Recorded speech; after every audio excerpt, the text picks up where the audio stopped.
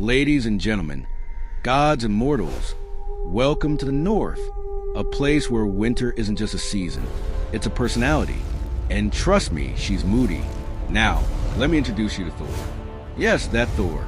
Big hammer, bigger muscles, and an even bigger temper. But here's the thing no one tells you. Thor wasn't just a god of thunder.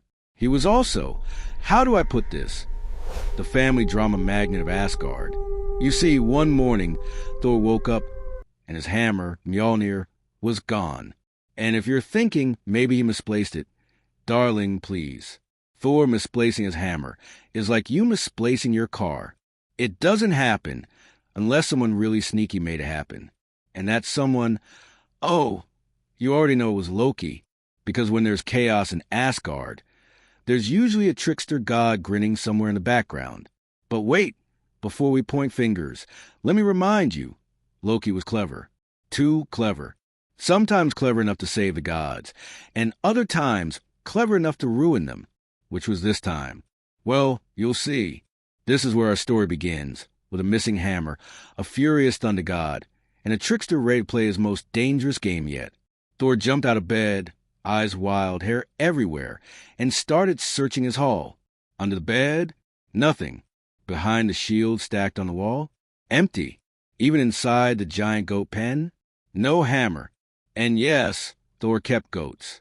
2 of them, magical ones. But that's another story. Thor's booming voice echoed across the golden halls of Asgard. Who has stolen Mjolnir? He roared. And believe me, when Thor roars, it's not just sound. Windows shake, mountains tremble, and mortals down on Earth suddenly decide it's a good day to stay indoors. The gods gather quickly, Odin with his one eye sharp as always, Freya glowing with her usual grace, Tyr with his missing hand tucked behind his cloak, and of course, Loki leaning casually against a pillar, pretending to look surprised. Thor, Loki said, his tone sweet as honey, which is usually a bad sign. Are you sure you didn't just misplace it? Thor's nostrils flared. I do not misplace Mjolnir. Fair enough, Loki replied. But if it's stolen, then someone out there is very, very brave. Or very, very foolish. Odin raised his hand. We must find it. Without Mjolnir, Asgard is vulnerable. And he was right. Mjolnir wasn't just a weapon. It was a god's shield against giants, monsters, and anyone bold enough to challenge them. Without it, they were exposed. Thor clenched his fists. I will smash whoever took it. Yes, yes, Loki muttered. Smash first. Ask questions never. Classic Thor. But despite the mockery, Loki's mind was already turning. He loved puzzles, especially dangerous ones. And a missing hammer? Oh, that was the juiciest puzzle in all the 9 realms. Loki slipped away from the council, as he often did, and made his way to the edge of Asgard. There, where the rainbow bridge touched the sky, he called upon his falcon cloak. Yes, Loki had many tricks, but this one was his favorite. A cloak that let him fly through the skies like a bird, unseen, unstoppable, and utterly mischievous. With a flash of feathers, Loki soared into the clouds, heading straight for Jotunheim, the land of the giants. Because if anyone dared steal Thor's hammer, it had to be them. And indeed, deep in the frostbitten halls of Jotunheim, a giant named Teacher was admiring his new treasure. Thor's hammer, massive, deadly, gleaming with lightning still crackling at its edges, lay on his lap as if it belonged to him. Teacher chuckled, his voice like boulders grinding together. At last, the weapon of the gods. With this, no one can stop me. But Teacher was not just greedy. He was cunning too. He had no plans to use a hammer immediately. Oh no, he had demands. And when Loki, clever, sly Loki, slithered into his hall in the form of falcon, Teacher revealed them. I will return the hammer, Teacher said, stroking his icy beard, only if Freya is given to me as my bride. Now let's pause here, because if you know Freya, goddess of love, beauty, magic, and fierce independence, you know she was not the type to be treated like a sack of grain. Freya, married off to a frost giant? Absolutely not. And if you know Thor, you know what came next. Loki, of course, laughed. Oh, Teacher You do realize that suggesting this will probably get you smashed into frost dust, right? But Thrym just grinned. Not without the hammer. Without it, Thor is nothing. Without it, all Asgard will bow. Loki returned to Asgard, fast in the northern winds, and shared the giant's demand. The hall erupted in outrage. Freya slammed her fists on the table, her necklace brising and glittering in the firelight. "Do you think I would ever marry a giant?" she shouted. "I would rather set Asgard aflame myself." Thor growled. "Then I will march to Jotunheim and take back Mjolnir by force." Odin shook his head slowly. "Without the hammer, you could not win. Even you, my son, are not enough against the giant's armies." For once, Thor had no reply. His shoulders slumped, his fury trapped in silence. And in that silence, it was Loki who spoke. Well, Loki said, eyes twinkling, "There is another way." Well, Loki said, eyes twinkling, "There's another way." The gods leaned in. When Loki had that look, half mischief, half brilliance, you knew something outrageous was about to happen. Loki paced dramatically across the hall. Thrym wants Freya. Freya refuses. Perfectly understandable. But what if, just for one day, we give him a bride who isn't exactly Freya? The hall went silent. Then Freya slammed her chair back. "Absolutely not. I will not let you trick me into—" Loki held up his hands. "Not you, my goddess. Never you. But—" and here he turned with a wicked grin toward Thor. "What about him?" The silence shattered into laughter, gasps, and even a few choking sounds from the lesser gods. Thor's eyes widened. His beard bristled. His fists clenched. "Me? In a wedding dress?" he thundered. "Never. Oh, come now." Loki purred. "Imagine it. The veil, the jewels, the graceful walk down the aisle. You'll be beautiful." Thor turned red, and not just in his face. The storm outside Asgard thickened, thunder rumbling like an angry drum. "I would rather die than wear a bridal gown." Thor bellowed. Yes, we know," Loki said, rolling his eyes. "But would you rather let the giants keep Mjolnir?" That landed like a blade between Thor's ribs. His hammer, his strength, his honor, his very identity, was out there in the Frost Giants' hall. And without it, Asgard was doomed. Freya crossed her arms. "Thor, as ridiculous as Loki's idea is, it might be the only way. Thrym will never expect it. And once you're inside his hall with the hammer close, you can strike." Thor groaned, muttered a few words best left unquoted, and finally growled, "Fine, but if anyone laughs—" "Oh, don't worry," Loki interrupted, smirking. "We'll be far too terrified of you and a dress to laugh." And so the plan was set. Thor would become the bride. Loki, naturally, would play the handmaiden. Because if there's one thing Loki loved more than chaos, it was front row seats to chaos he created. The goddesses gathered quickly to prepare the disguise. They dressed Thor in Freya's finest bridal gown, a shimmering dress of white silk that clung awkwardly to his massive shoulders. They placed a delicate veil over his face, though let's be honest, it barely covered his beard. They draped him in jewels, bangles, and ribbons, until even Odin muttered, "This may be the strangest sight I have ever seen." Thor glared at the mirror.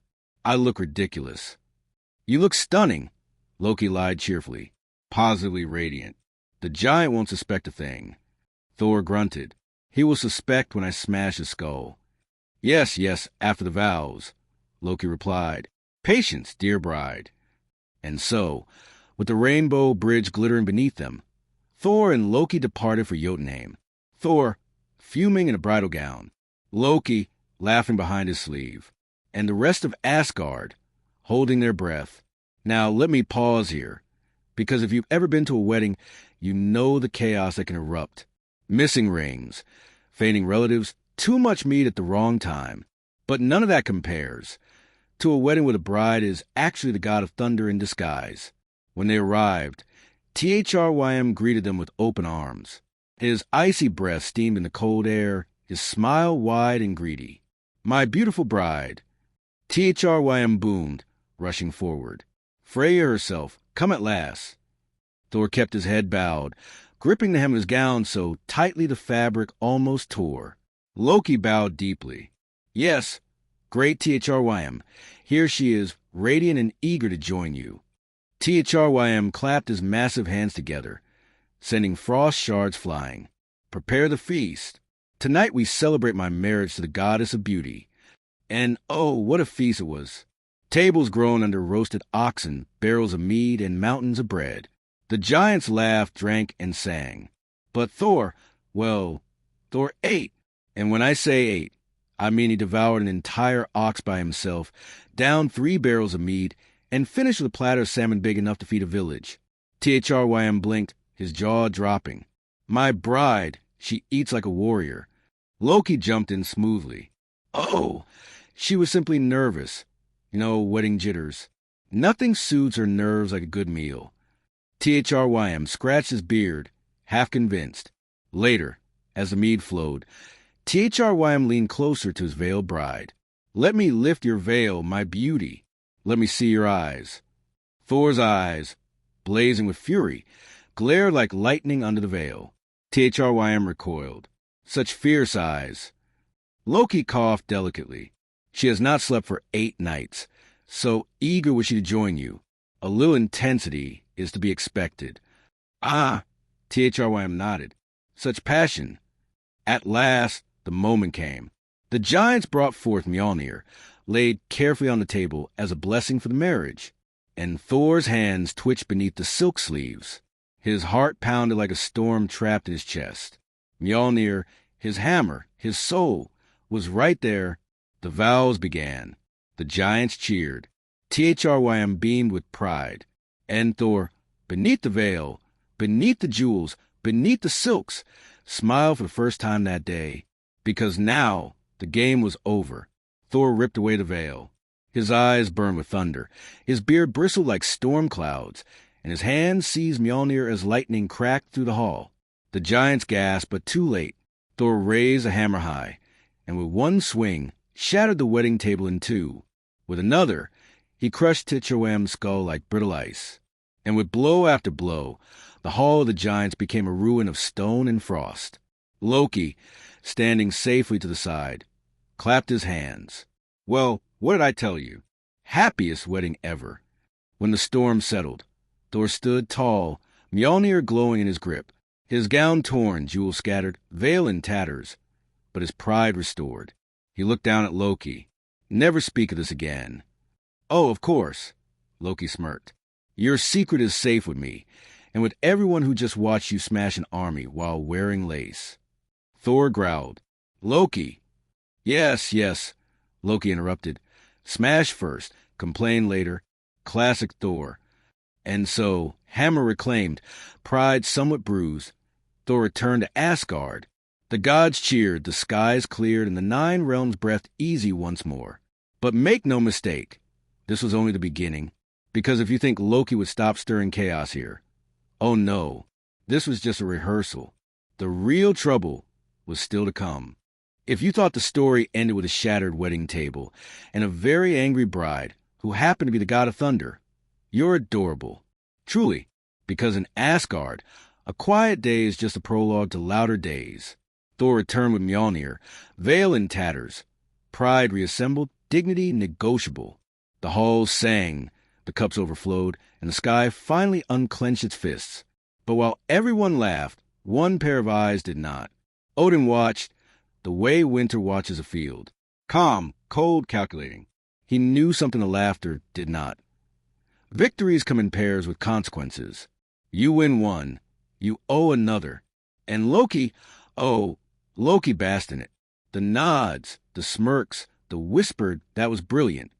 He spread his hands, bowed, looked humble, which for Loki is just another type of costume. But make no mistake, Loki was not just proud. Loki was curious, because curiosity in him isn't a feeling, it's an appetite. Freya passed, bright as a sunrise and twice as dangerous. Trickster, she said softly, if you ever put my name in a bargain again without asking, I will thread your clever tongue with gold and wear it as a necklace. Loki smiled, duly noted and fashion forward. Freya didn't smile back. Do better, she said, "or do not come near me again." Now, you'd think a warning like that would stick. But Loki's memory is like the sea. It takes the shape of the moment and then forgets. And Asgard, for all her splendor, is a place with 1,000 doors and 10,000 temptations, which is how a single seed of trouble found soil. It began, as great catastrophes do, with something small. An apple, not a mortal apple, not your market stall wax-shined, 2-for-1 snack. This was an apple from Idun's grove, the keeper of youth, the gardener of the gods' vigor. Her apples were time made tender. Bite once, and your bones remember spring. Without Idun, the gods become what all bright things become without tending, dimmer. Idun herself was gentleness with a spine, sunlight in a shawl. She loved her trees, her basket, her quiet corner of the garden where the wind sang through leaves like a silver harp. She loved, most of all, to see a tired god take a bite, blink, and smile like someone smelling rain after a drought. This was her joy and her duty. And so, the day after Thor's very memorable wedding, Loki went walking. Not to gloat, no, to think. He told himself it was thinking. It was actually hunting, the way foxes think through a henhouse. He found Idun by the gate, humming, polishing the gloss on a golden apple with the tender seriousness of a priest. "Lovely morning," Loki said, and when Loki says lovely, a wise person looks for the cloud behind the mountain. "Lovely indeed," Idun answered, smiling the way kind people do fully. "Would you like a taste, Loki? You look tired." He laughed. "Tired? I am the picture of youth." Idun tilted her head. Even pictures fade. A pause, just long enough for a plan to hatch. "Idun," Loki murmured, lowering his voice to the exact pitch of secret. "Forgive me. I shouldn't say this, but there's a tree in the forest beyond Asgard. I saw it yesterday. Apples like yours, perhaps finer." Idun's fingers tightened slightly. "There are no apples like mine." "Of course," Loki said quickly. "Of course. I only thought, as a gardener, you might want to see the audacity, the imitation. It would be a shame if someone out there were claiming your craft." Now, Idun was not foolish, but she was generous. And generous hearts make a specific mistake. They underestimate hunger in others, because they do not feel it themselves. "Where?" she asked. "Just beyond the eastern gate." Loki said, "I can show you if you like." Idun hesitated, then gathered her basket, the one with runes whispering youth into every weave.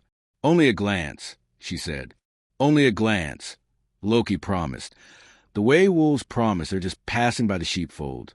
They slipped under the bright spears of morning, out past the golden eaves, into a forest where the shadows kept old secrets. Birds sang, then didn't. The path narrowed, then ended, and there, in a clearing, stood a tree with fruit like lanterns. Idun took a step, then another. "It can't be," she whispered. "Nothing grows like this beyond the grove." "Strange," Loki said, "and if you've ever heard honey laugh, you know the sound. Shall we take one, too?" The air changed, the way rooms change when the door closes behind you. Cold, sudden, personal, unfriendly. A shadow fell across the clearing. Not a cloud, not a bird, but a shape. Wings, feathers black as spilled ink, talons like cold iron, eyes the yellow of old stories. Jotzi, a giant, but not the slab of stone kind. Tall, lean, predatory, with a gift from a darker craft. A feather cloak that made him the sky's knife. He dropped from the sun like a bad omen. Idun gasped. Loki stepped back, the way a man steps away from a trap just before it closes. Jotzi's voice was winter sharpened on bone. "The apples," he said, "or the girl. I am flexible." Idun clutched her basket. "You can't have either." "Can't," Jotzi repeated, tasting the word. "We will see." Now, this is the moment where a hero would fight. But Loki is not that kind of hero, or that kind of anything. He excels at a different sport, survival. He measured the distance between Jotzi's shadow and the trees, calculated his chances, and smiled the coward's clever smile. "Idun," he said gently, "show him one, let him taste. Then he will know he cannot steal what he does not understand. Idun frowned. Loki, trust me, he said, the two most dangerous words in any tongue. She drew out one apple, the size of a heart, gold as a noon bell, and Jotzi moved like an eclipse. Talons flashed, the basket tipped, the cloak billowed, and in a tearing of air, the giant became a bird become a storm. He seized Idun, apples and all, and rose, beating the sky to bruises. Loki! Idun cried, that single rope thrown to a drowning man. But he was already a fox-shaped thought running the other way. Forgive me, he muttered, to whom he didn't specify, and fled. Now, before you judge, let me remind you, Loki's worst acts are not born of malice alone. They are born of fear, and the self-love that fear defends. He believes he can fix it later, after the danger passes, after the blame finds another door. He believes, always and later. He reached Asgard breathless, arranged his face into innocence, and found the first ripple in the golden pool. Odin sat heavier on his throne. Tyr's shoulders stooped, not from grief, but from gravity. Freya's glow dulled, just a shade, the way a flame dips when someone opened a window. Time was touching the gods. It began with small betrayals. Hair grayed, almost imperceptibly. A spear felt heavier than it should. Footsteps forgot their swagger, remembered their ache. No one spoke it out loud, not at first. But eyes met questions, then fear, then the anger people reserve for mirrors. Where was Idun? Thor found Loki by the great hearth. You, he said, and in Thor's voice lived Thunder's oldest memory. Where's the keeper of youth? Loki lifted his hands. Do I look like a gardener? You look like trouble, Thor said, and the garden is bare. Perhaps she wanders, Loki offered. She enjoys. Enough, Odin said from the doorway, quiet, which is worse than loud. Find her. Loki hesitated just long enough to betray the count of his heartbeats. Odin saw it. Of course he did. What did you do? Odin asked. No roar. No flourish. Just a question with a clip behind it. Loki began, and lies presented themselves like willing soldiers. He chose the truth, not because it was noble, but because it was cheaper. I led her to the forest, he said, to see a tree. Jotzi took her. The room inhaled, then held it. Freya's eyes turned to knives. Thor took one step, and the mead and the cups trembled. Why? Odin asked. Because I'm an idiot, Loki said, which for once was not a trick, and because I thought I could control what I started. Silence. Then the sentence fallen king's fear. You will bring her back, Odin said, or you will not come back at all. Now, Loki is brave in crooked ways. Threaten him, he laughs. Corner him, he dances. But exile, true exile, is a different shadow. His smile broke. I will need Freya's falcon cloak, he said. Freya's jaw tightened. You will return it and her, or I will take my payment from your future. Understood, Loki said, and for once he meant it. They brought the cloak. Feathers dark, magic old, the scent of storm stitched into every quill. Loki wrapped himself in it, became smaller, sharper, more himself. The world lifted, the way a lid lifts from a boiling pot, and he leapt into the high blue. From above, the 9 realms looked like a song you can almost remember. Fjords curling like notes, mountains standing like drums, rivers threading silver between green and stone. Loki cut the air in clean strokes, hunting for the absence of birdsong that follows a predator. He found it, a corridor of quiet slicing toward the north. Jotzi's hall rose from a cliff like a bad decision, tall, narrow, ice to its bones, windows like arrow slits, a door that preferred to stay closed. Loki circled, once, twice, counting guards, noting rhythms, listening for the sound no hammer can make, the sound of hope caught in the throat, a cry, faint, human, from a high balcony. Idun. She sat in a cage of frost that did not melt. Apples stacked at her feet, like trophies in a thief's cabinet. Her face was calm, but her hands trembled in small, tidy ways. Idun, Loki called, the way wind speaks through reeds. She looked up, And if forgiveness were a glance, it would have looked like anything but that. "You," she said. "Me," he answered. "I am here to undo myself." He studied the lock. Old magic, brittle with pride. "Can you walk?" he asked. "Yes," she said, "if we leave now." "We will," he promised. And Loki's promises are traps he sets for himself. He whispered a spell he'd learned from a woman who traded secrets for songs. Fingers moving like thieves in a sacred place. The lock sighed. The cage loosened. The air between the bars widened. Idun stepped forward, hesitated, then asked the question brave people ask before they trust cowards. "Will you run?" "Yes," Loki said, and then, after a beat that saved him, "With you?" They moved. Quiet, then quicker, then the kind of speed desperation purchases. Loki wrapped her in the cloak's shadow, made her smaller, made himself a promise he didn't know how to keep. The alarm, of course, found them. Giant are slow until they're not. Jotzi's cry tore the sky, that hawk shape falling like an accusation. Wings were knives. Talons were laws. He dived. A letter from Winter addressed to their backs. Loki went vertical. The way lies become truths when you tell them fast enough. Idun clung, apples clinking like soft bells. The world became wind and then fire. When Loki angled hard toward Asgard and the bright line of the rainbow bridge flared like salvation. "Open the gate," Loki breathed. To no one into Heimdall, who hears dust choose a place to land. The bridge bloomed beneath them. Colors bearing weight the way promises do when it matters. They shot forward, and Jotzi, hawk giant wrath, followed, burning a scar into the air. Asgard rose, towers bright, spears ready, eyes sharpened by fear. Thor stood at the edge, hammer in hand, hope and fury wrestling in his chest. He saw them, the falcon shape burdened with a heartbeat, the shadow behind it falling fast. "Down," Loki whispered to Idun. "Hold on, and if you must drop something, drop me." "I do not drop friends," Idun said, and somehow, in the worst moment, she found a better word for him than he deserved. They crossed the threshold, and the magic of home changed the math.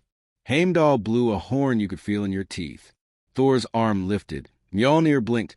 Lightning bared its teeth. Jotzi struck, talons reaching, and Thor threw.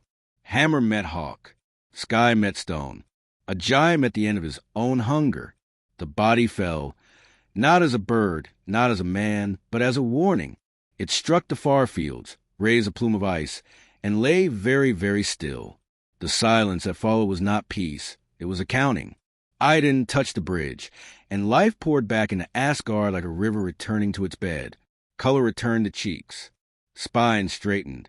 Laughter, cautious, then relieved, began its slow, hopeful climb back up the throats of the gods. She looked at Loki, really looked, the way gardeners look at storms after they spare the grove. "Thank you," she said. He opened his mouth to say "you're welcome," and found something else. "I am sorry," he said. She nodded. "Do better." Freya's words, passed like a baton, and for once, Loki tried to hold it. Now, you may think this is the end of part 2, and it could be, if Asgard were a place that learned quickly. But the Norns, those 3 sisters with time in their fingers, had already pulled another thread loose on their loom. That night, while the feast tried to forget its fear, a cold rumor walked the halls. Not about Jotzi, he was finished. Not about Idun, she was home. No, this was older, deeper. The kind of rumor that makes wise men count their friends and fools count their weapons. A wolf growing, a serpent stirring, a ship being built from dead nails in a place with no sun. Call it what you like. Fate prophecy, bedtime story for gods. The name doesn't change the weather. It was coming, and every laugh at the table felt, for a moment, like the last light before a storm picks its favorite tree. Odin listened, the way a hunter listens to snow fall. Thor rolled his shoulders, as if that could loosen destiny. Loki, who had just saved what he had endangered, stared at his hands and saw both a key and a lock. And far away, where the sea forgets its name and the sky remembers nothing, something very large lifted its head and smiled. Because the next move was not Asgard's. If you've been paying attention, and I know you have, You'll notice a pattern in Asgard. Crisis, celebration, crisis again. It's like a wheel, but instead of turning quietly, it's always on fire. The feast after Idun's return should have been pure joy.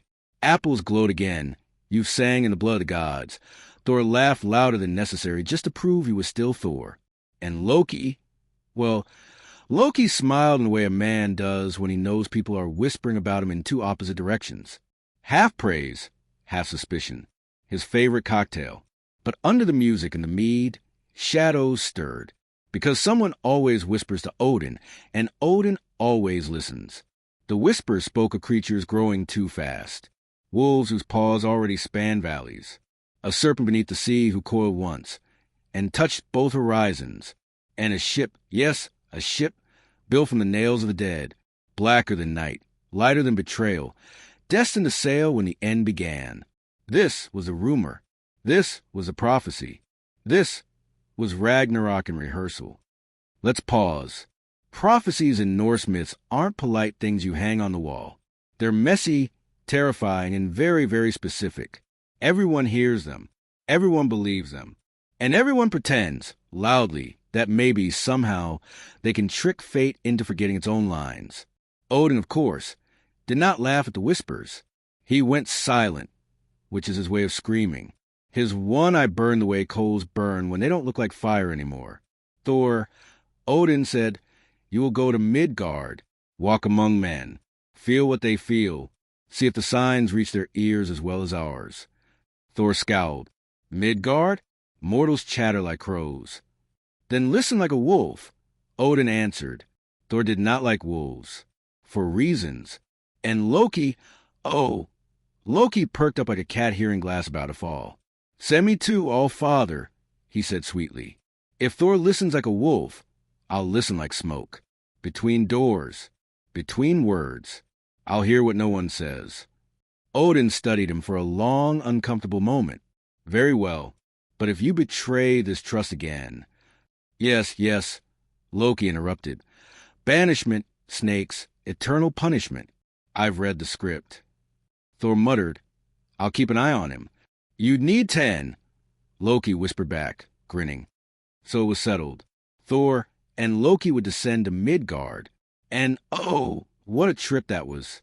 Thor, stomping across villages, terrifying farmers who thought thunder itself had decided to pay a house call. Loki, meanwhile, gliding like a rumor from tavern to tavern, slipping questions into conversations the way thieves slip hands into purses. And what did they find? Stories. Always stories. A fisherman who swore the sea moved one night, not with waves, but with the rise of something too vast to name. A shepherd who lost half his flock to a shadow that howled and left paw prints the size of graves. And an old crone, eyes white as milk, who whispered a ship already sailing in her dreams, carrying warriors who did not breathe.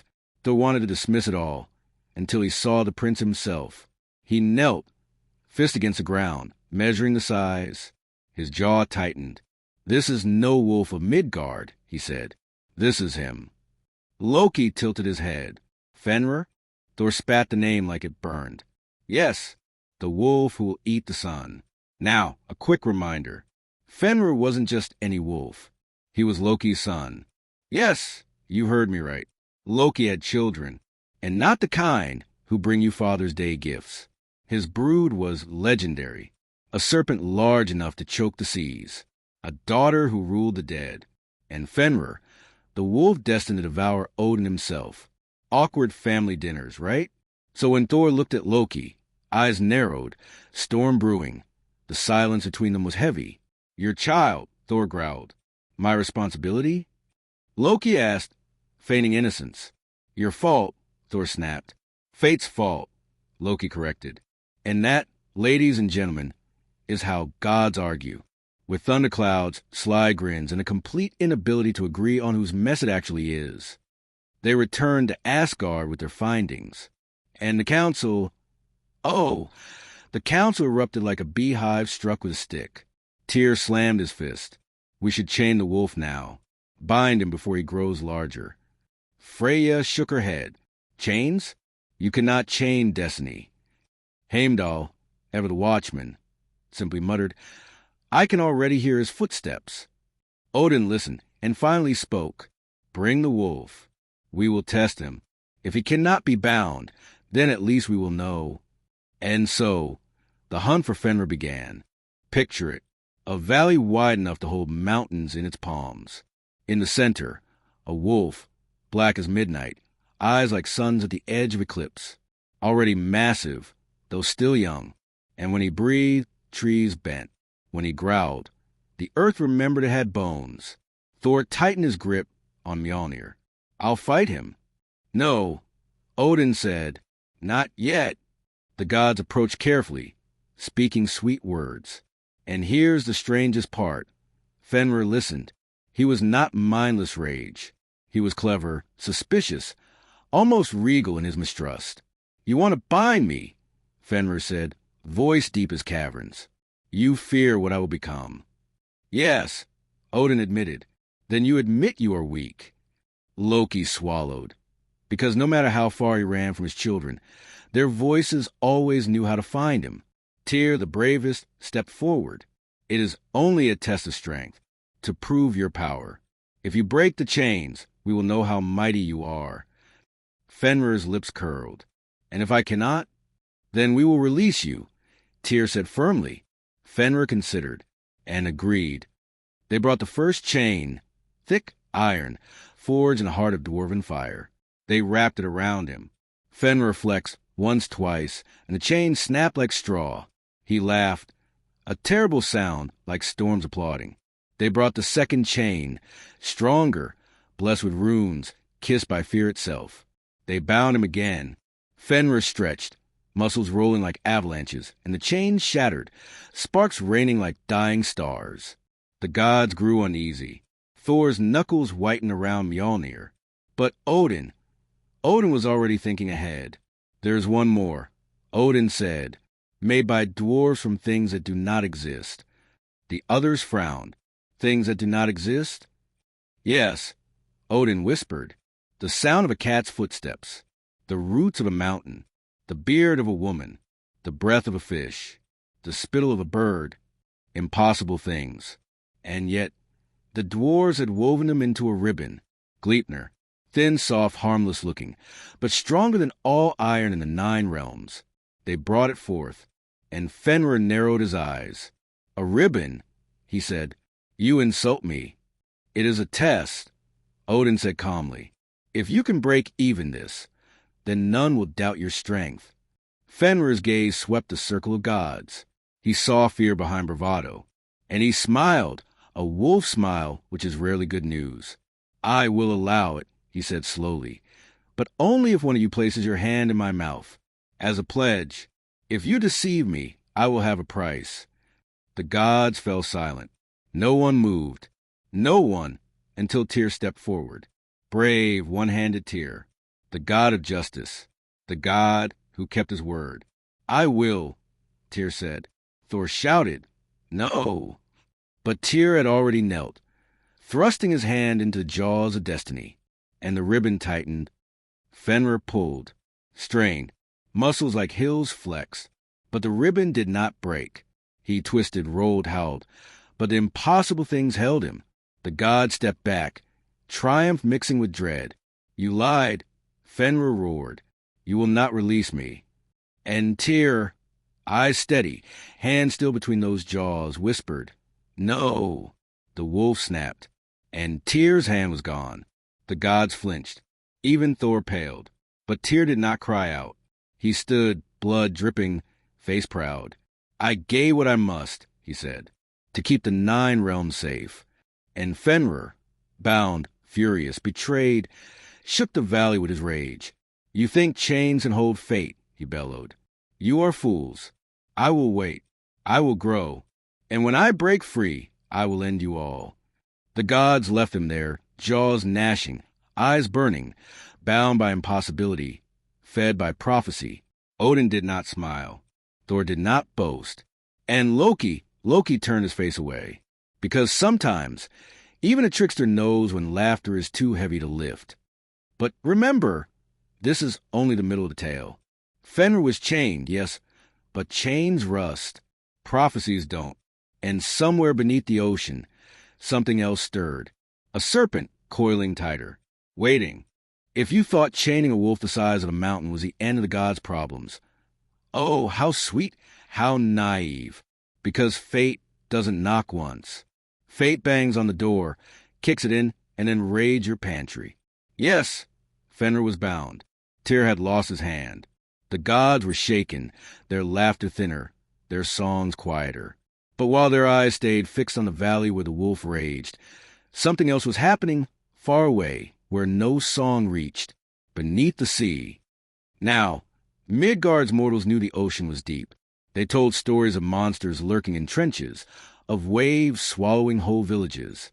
But even the bravest sailor had no idea what truly slept there, because beneath the salt and dark, curled tighter than nightmares, lay a serpent, Jormungandr, another of Loki's children. Yes, I know, he was busy.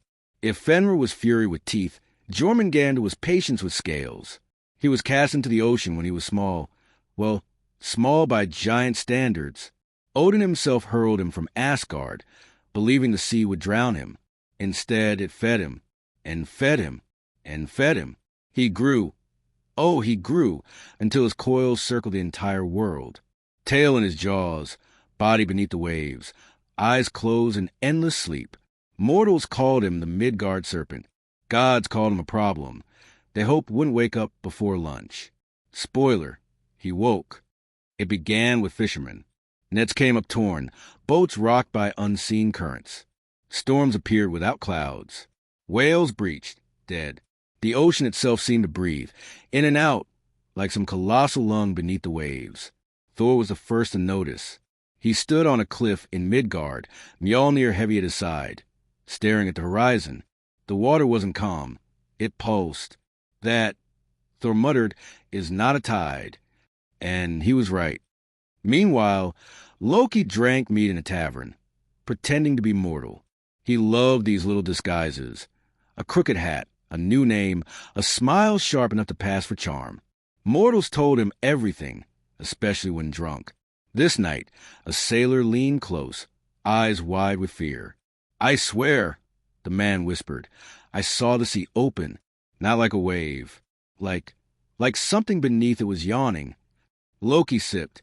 "And did the sea say goodnight before it closed?" The man shivered. "Laugh if you want, stranger, but the gods won't laugh when it swallows them too." And Loki laughed outwardly. But inside, he felt that itch again, the one that whispered, "This is your fault, too." The signs multiplied. Shores flooded without storms. Fish vanished. Seers muttered of coils pressing against the edges of Midgard. And Odin listened, as always. He called a council. The hall filled with gods, though with a storm face. Freya shimmering like a flame about to go out. Tyr still proud despite his missing hand. And Loki, trying very hard to look innocent. "The serpent stirs," Odin said simply. "The ocean no longer hides him." Thor slammed Mjolnir on the floor, sparks dancing like frightened stars. "Then let me kill him." Odin shook his head. "Not yet. His time is tied to yours. You will face him, Thor, but not before fate chooses." Now, if you know Thor, you know patience is not his strength. He growled. He paced. He threatened. And finally he declared, "If I cannot face him now, then I will test him. I will go fishing." The hall erupted in protests. "Fishing?" Freya cried. "You'll drown the 9 realms with your recklessness." Thor grinned. "Better drown by me than eaten by him." And so he prepared a boat. Picture this. The god of thunder, giant frame crammed into a mortal-sized vessel, oars creaking like terrified bones. Beside him, a giant. Yes, Thor had actually convinced one to row with him. His name was Hymir, grumpy, suspicious, the kind of giant who looked at Thor and thought, "This will end badly. Where shall we cast a line?" Hymir asked, voice like stones grinding. Thor smirked. "Farther than you've ever dared." And the bait. Not worms, not fish, not scraps. Thor had slaughtered one of Hymir's prized oxen, slicing off its head to dangle on the hook. The bigger the bait, Thor said. The bigger the catch. They rode into waters where light forgot to follow. The sea darkened, deepened, grew heavy with silence. Thor cast a line, oxhead plunging into black. The boat drifted. Hymir muttered prayers. Thor waited, muscles tense, eyes bright. Then a tug, not a gentle tug, not a curious nibble. A pull that nearly snapped the boat in half. Thor's arms bulged, veins like rivers, as he held the line. The sea boiled. Waves rose, slapped, hissed, and from the depths 2 golden eyes opened. Jormungandr. The Midgard serpent rose, coil after coil breaking the surface. Scales black-green and slick as oil, body thicker than mountains. His mouth opened, and the stench of ages poured out, fangs long as trees. Breath hot enough to burn frost. Thor roared back, muscles screaming, pulling the line tighter. Lightning cracked across the sea. The boat rocked like a toy. Hymir shrieked, "Let it go, you fool! You'll kill us all!" Thor snarled, "I'll kill him first." And for a moment, just a moment, it seemed he might. Now pause here, because this is one of those scenes mortals painted, carved, whisper about for centuries. Thor, straining against the sea, serpent rising higher and higher, thunder answering his, hammer ready to strike. It was destiny rehearsed early, Ragnarok previewed in miniature. Thor raised Mjolnir, lightning crowning his rage, ready to smash the serpent's skull. The world held its breath. And then Hymir, terrified out his wits, cut the line. Yes, he cut it. The serpent plunged back into the depths, waves collapsing like a sigh, coils disappearing into endless dark. Thor screamed fury loud enough to scar the clouds. He swung Mjolnir at Hymir, who leapt back in fear. "You robbed me of my kill." Thor shouted. "You robbed me of my life." Hymir spat. Better a living coward than a dead fool. The boat drifted back, silent except for Thor's ragged breathing. The serpent was gone, but not forgotten. Not by Thor. Not by fate. Back in Asgard, the gods listened to Thor's tale. Some gasped, some shuddered. Odin only closed his eye and whispered, "Too soon." Thor paced, fists clenched. "Next time I finish it." Odin did not answer, because he knew the next time would not be a choice. And Loki? Loki sat in the corner, pretending to drink, pretending not to care. But inside his thoughts raced. His children were rising, one by one, and every time they stirred, fates loomed tighten around him too. He wondered, not for the first time, if he was father or doom. But fate wasn't finished with its fun. Oh no, because while wolves howled and serpents stirred, another child of Loki waited in the shadows. Not in the sea, not in the fields, but below, deep, cold, and final. Her name was Hel. If you thought wolves and serpents were enough trouble, oh, sweet listener, you underestimate Loki's family tree. Because beneath the roots of Yggdrasil, where the dead whisper like wind through hollow bones, another child waited. Her name was Hel. Now, most daughters receive compliments like she has her mother's eyes or her father's smile. Hel received, half of her face looks alive, the other half, not so much. Yes, half radiant, half corpse. One cheek flushed with color, the other pale as frostbitten stone. A living contradiction, wrapped in shadows that clung the way smoke clings to fire. When Odin first beheld her, he did what Odin often does when he sees something he doesn't like. He threw her somewhere far away. Let her rule the underworld, he said, as though banishing her to darkness would solve the problem. Spoiler, it didn't. Hel built her realm deep below, a place called Niflheim, cold and endless. The gates were high, the halls vast, the air always heavy with a silence thicker than stone. Here she gathered the dead, not the warriors who feasted in Valhalla. Oh no, those were Odin's favorites. Hel's guests were the others. The forgotten, the unlucky, the ordinary souls who died not in battle, but in bed or sickness or sorrow. And she ruled them, calmly, sternly, with a fairness that was terrifying in its lack of pity. You belong here, she told them. And they did. Now, Asgard didn't worry much about Hel at first. She was quiet, distant, not storming bridges or snapping chains. But fate, remember, fate is greedy, and hell was not meant to sit idle forever. Whispers began. Mortals claimed they saw shadows at crossroads.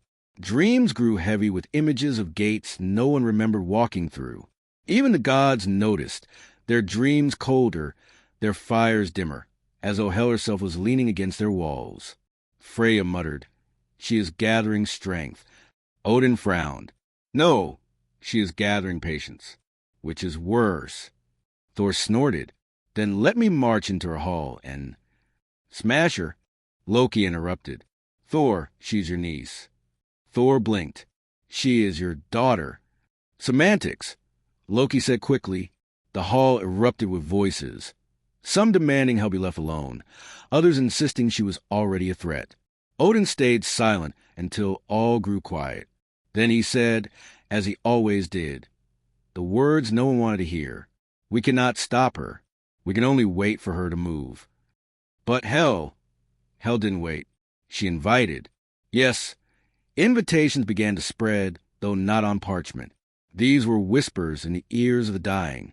"Come to me," she promised, "where the cold is soft and the silence kind." Mortals started to pray to her, not Odin, not Thor, not Freya. Hell, and gods. Oh, gods hate being ignored. It was Baldur's dream that shattered the fragile peace. Baldur, beautiful Baldur, the shining god, beloved by all. His laugh was sunlight, his steps springtime, his words gentle as rain. Even Loki, yes, even Loki, admitted Baldur was annoyingly perfect. But Baldur dreamed of death, his own. He woke pale, trembling, telling his mother Frigg of shadows wrapping around him, of hell's gates yawning wide. Frigg wept, for a mother always knows when dreams are true. So she did what any desperate mother would do. She tried to stop fate with promises. She wandered the 9 realms, begging every creature, every object, every stone, every flame, every plant, to swear they would never harm her son. And miraculously, they all agreed. Fire promised not to burn him. Water promised not to drown him. Iron, stone, beasts, birds, even diseases swore loyalty to Baldur. Almost everything. Because Frigg overlooked one small, seemingly harmless plant. Mistletoe. Now, remember Loki's appetite for trouble? He heard about Baldur's invincibility and thought, how boring. A god everyone loves, who cannot be harmed. Where's the fun in that? So he crafted a plan, sharp, cruel, elegant. He shaped a dart of mistletoe, light as air, deadly as truth. Then he found Hod, Baldur's blind brother, stumbling through the hall while others laughed and played a new game, throwing weapons at Baldur, only to watch them bounce away harmlessly. "Would you like to join?" Loki asked sweetly. "I cannot see," Hod muttered. "I'll guide your hand," Loki said. And oh, the devil in those words. He placed a mistletoe dart in Hodor's grip, aimed it, and whispered, "Now." The dart flew, straight, swift, and pierced Baldur's heart. Silence. Absolute silence. Baldur fell. The shining god dimmed. The laughter froze. The hall broke into screams. Frigg collapsed. Odin closed his eye. Thor's roar shook the rafters. And Loki slipped away, smile thin as a knife's edge. Baldur's death was the crack in the wall. It was proof that fate could not be bargained with, only endured.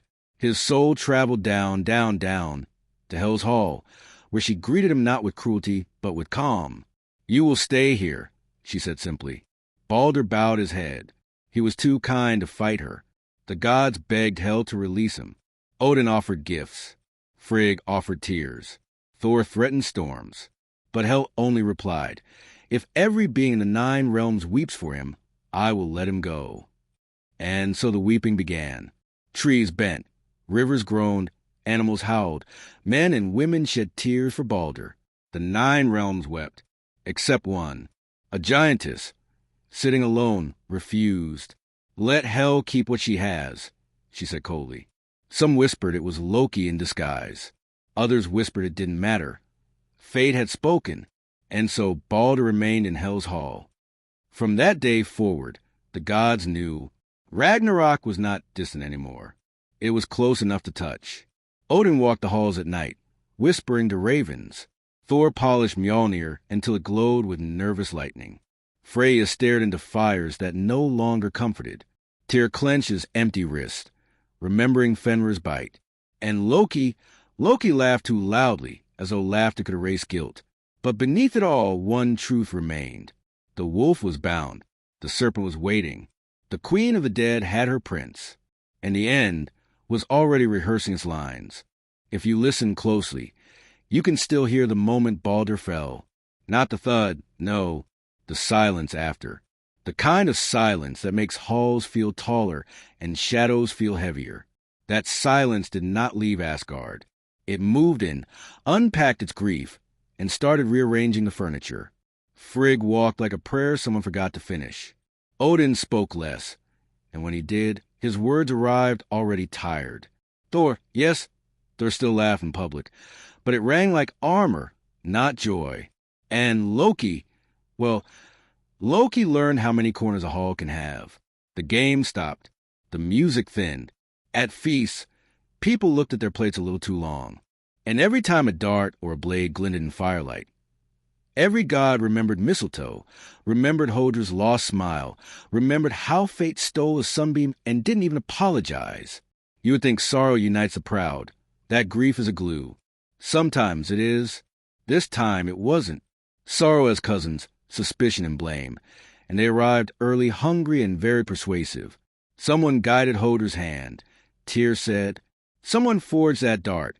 Heimdall murmured, "Someone wanted the one thing we all loved."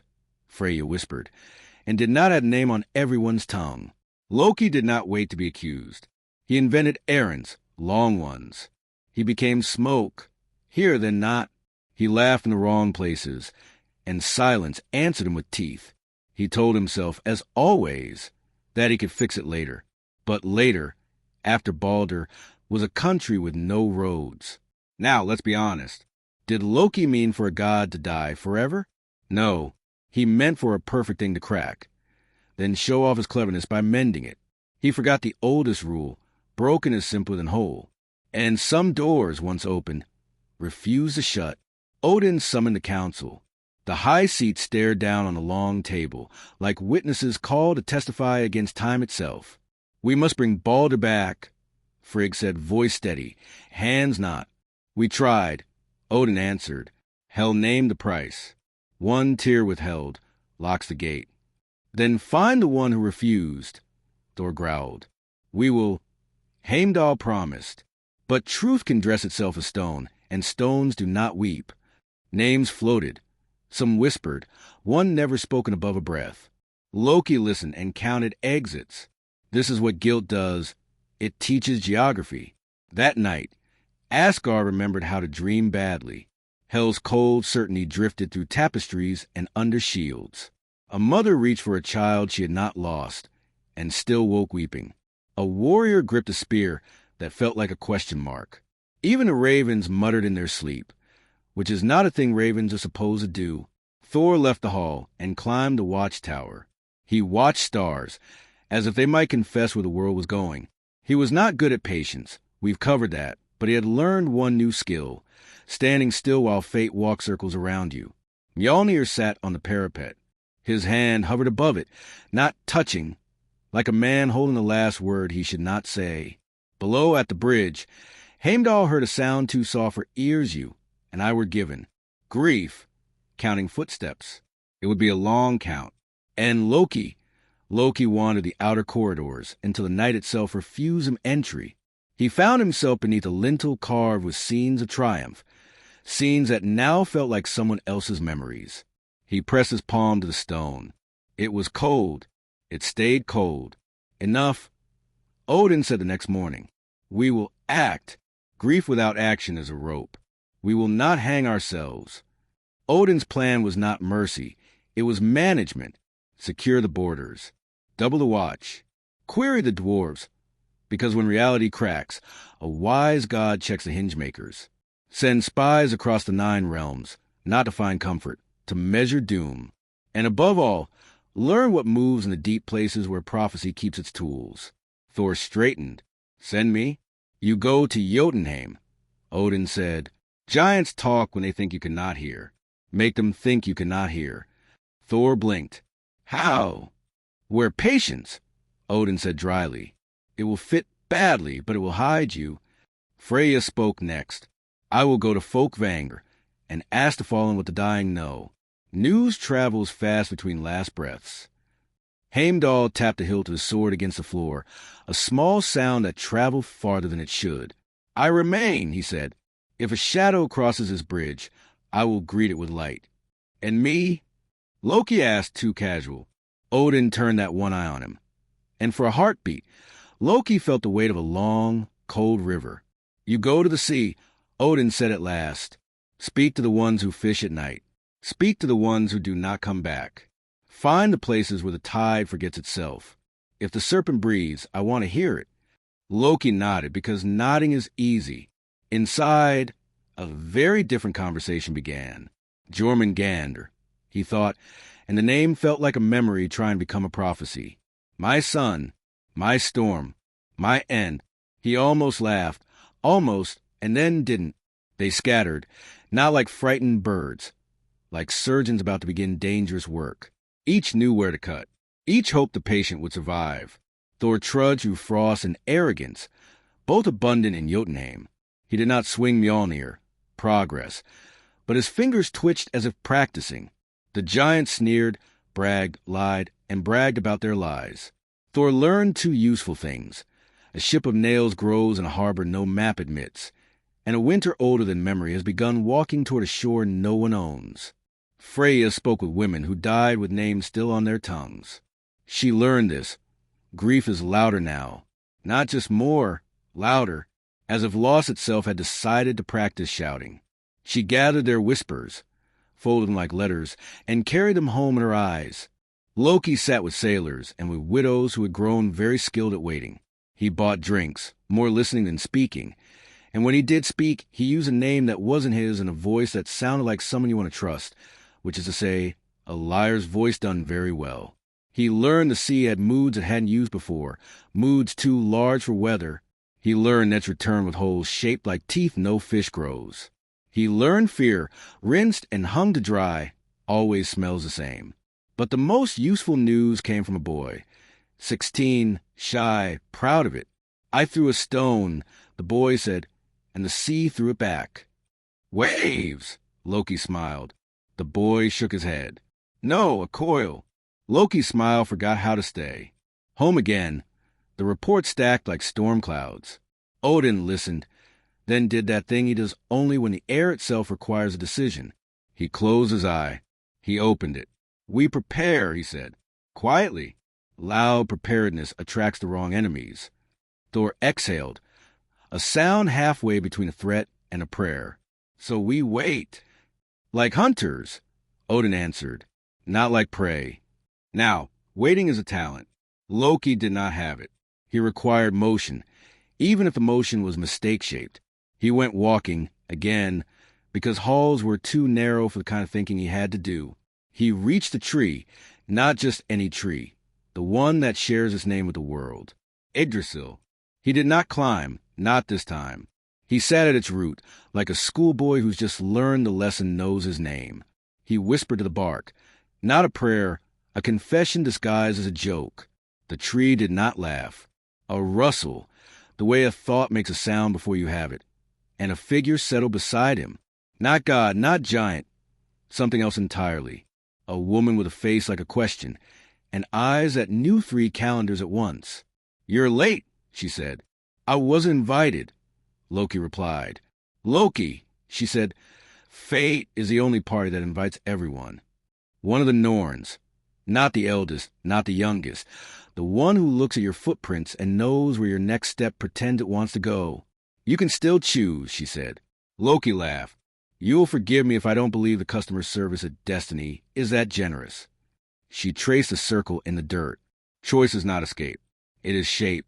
You will carve yours, or someone else will carve it for you. He stared at the circle until it was the only geography that mattered. If I choose, he said softly, someone bleeds. She nodded. If you do not choose, more bleed. And if I choose badly? She stood. Then you will learn quickly.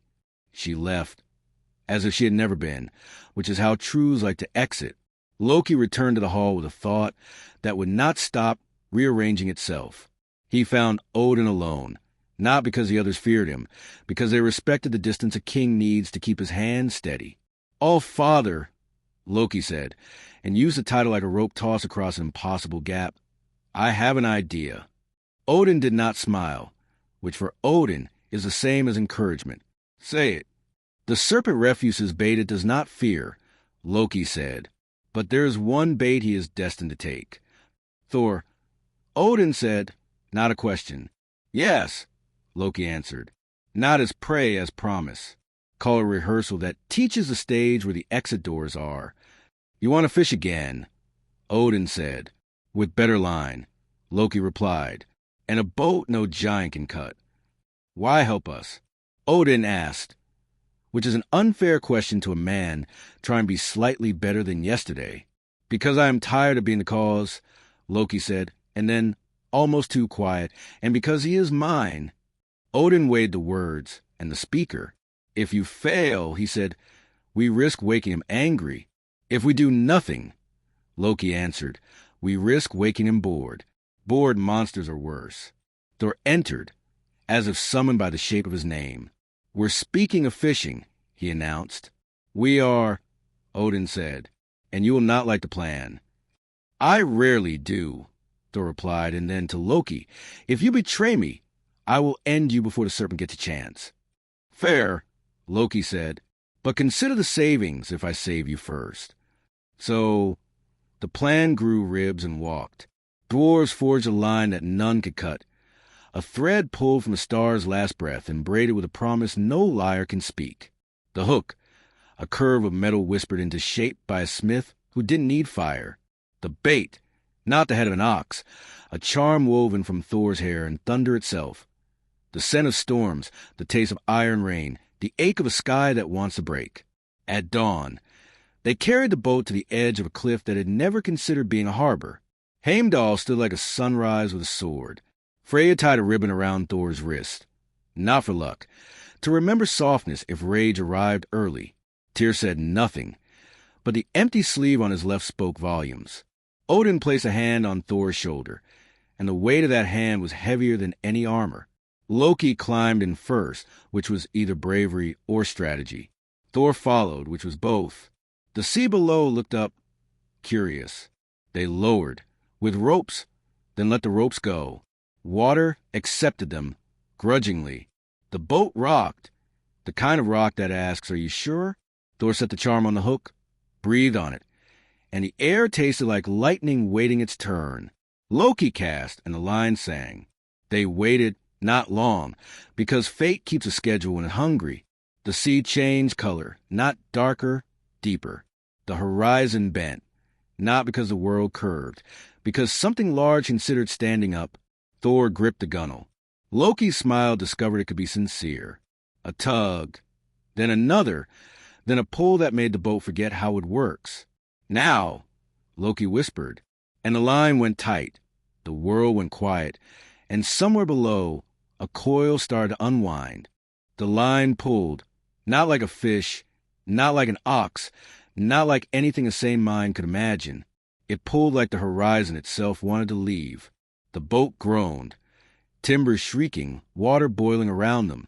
Thor braced his legs, arms flexing like carved mountains. His beard whipped in the spray, his teeth bared in something between rage and delight. "Yes," he growled, "rise!" And rise it did. The water opened, not parted, not split, but opened, as if the sea were only a curtain. From beneath came a coil black-green, vast enough to make mountains jealous. Then another, and another. The boat seemed to splinter in the mouth of eternity. Jormungandr lifted his head. Golden eyes glared at the sky, at Thor, at everything above that dared to exist. His breath poured out, salt, poison, centuries of dark dreams, and the air hissed as if it had been wounded. Thor's laugh tore across the storm. "Come then, brother wolves, face me." He hauled the line tighter. The serpent thrashed, waves leaping high enough to kiss the clouds. Lightning answered, called by Thor's fury. The sky and sea began to argue, and the boat begged quietly to anyone listening. Loki clung to the side, cloak snapping like a flag of bad decisions. His eyes were wide, not with fear, but with recognition. This was his son, his blood, his doom. And yet, some part of him whispered pride. "Magnificent," he breathed, then louder. "Thor, don't let him strike the boat." Thor roared back, "I'll strike him." Mjolnir rose, glowing white-blue, a star forged into a weapon. The hammer hummed, hungry for the serpent's skull. And Jormungandr opened his jaws. Oh, listener, those jaws, big enough to swallow skies, sharp enough to make iron blush. The world itself tilted toward that mouth. The serpent lunged. Thor lifted the hammer, and for one perfect second, destiny rehearsed its most famous duel. Then the line snapped. Not the dwarf's thread. No, that held. What snapped was the boat. A plank gave way, then another. Water surged in, swallowing Loki's curses and Thor's laughter in equal measure. The serpent vanished back beneath the waves, not defeated, not afraid, but patient, always patient. The boat listed. Thor grabbed Loki by the collar and heaved him upward as the sea closed over their ankles, their knees, their waists. "We are not done," Thor shouted into the storm. From below came a rumble, not quite a laugh, not quite a growl, but promise-shaped. They crawled back onto the cliff, soaked, furious, and very much alive. Heimdall watched from the bridge, sword gleaming, and said nothing. Sometimes silence is the loudest. "I told you so." Freya met them, brows arched. "Well," Thor spat seawater. "He lives." Loki collapsed onto the stone. "And waits." Odin descended slowly, each step heavier than the last. He studied them, wet, battered, but breathing, and said the words none of them wanted. Ragnarok will not wait forever. Thor slammed Mjolnir to the ground, sparks spraying. "Next time, I will end him." Odin shook his head. "Next time, he will end you both, or worse. The serpent is not meant to fall before his hour. The more you pull at the thread, the faster the tapestry unravels." Thor scowled. Loki said nothing, which for him was the most suspicious sound of all. That night, the hall of Asgard burned with torches, but no one felt warm. Mead sloshed in cups, but no one tasted it. Every laugh died halfway, because everyone remembered Balder. Everyone remembered Fenrir's chains. And now everyone had seen the serpent's eyes, or at least felt them in their dreams. Frigg walked past Loki without a word. Tyr glanced at his empty sleeve, then at him, and turned away. Even Thor, whose life was built on smashing first and forgiving later, looked at him with something colder than mistrust, resignation. "Your children," Thor muttered, "are eating the world." Loki forced a smile. Blamed their upbringing. No one laughed. Outside, under Yggdrasil's branches, the Norns whispered. They did not argue. Norns never argue. They simply announced what already was. The wolf is bound, but bindings are hunger's seasoning. The serpent waits, and patience is the cruelest weapon. The dead queen smiles, and in her hall sits Balder, shining dimly.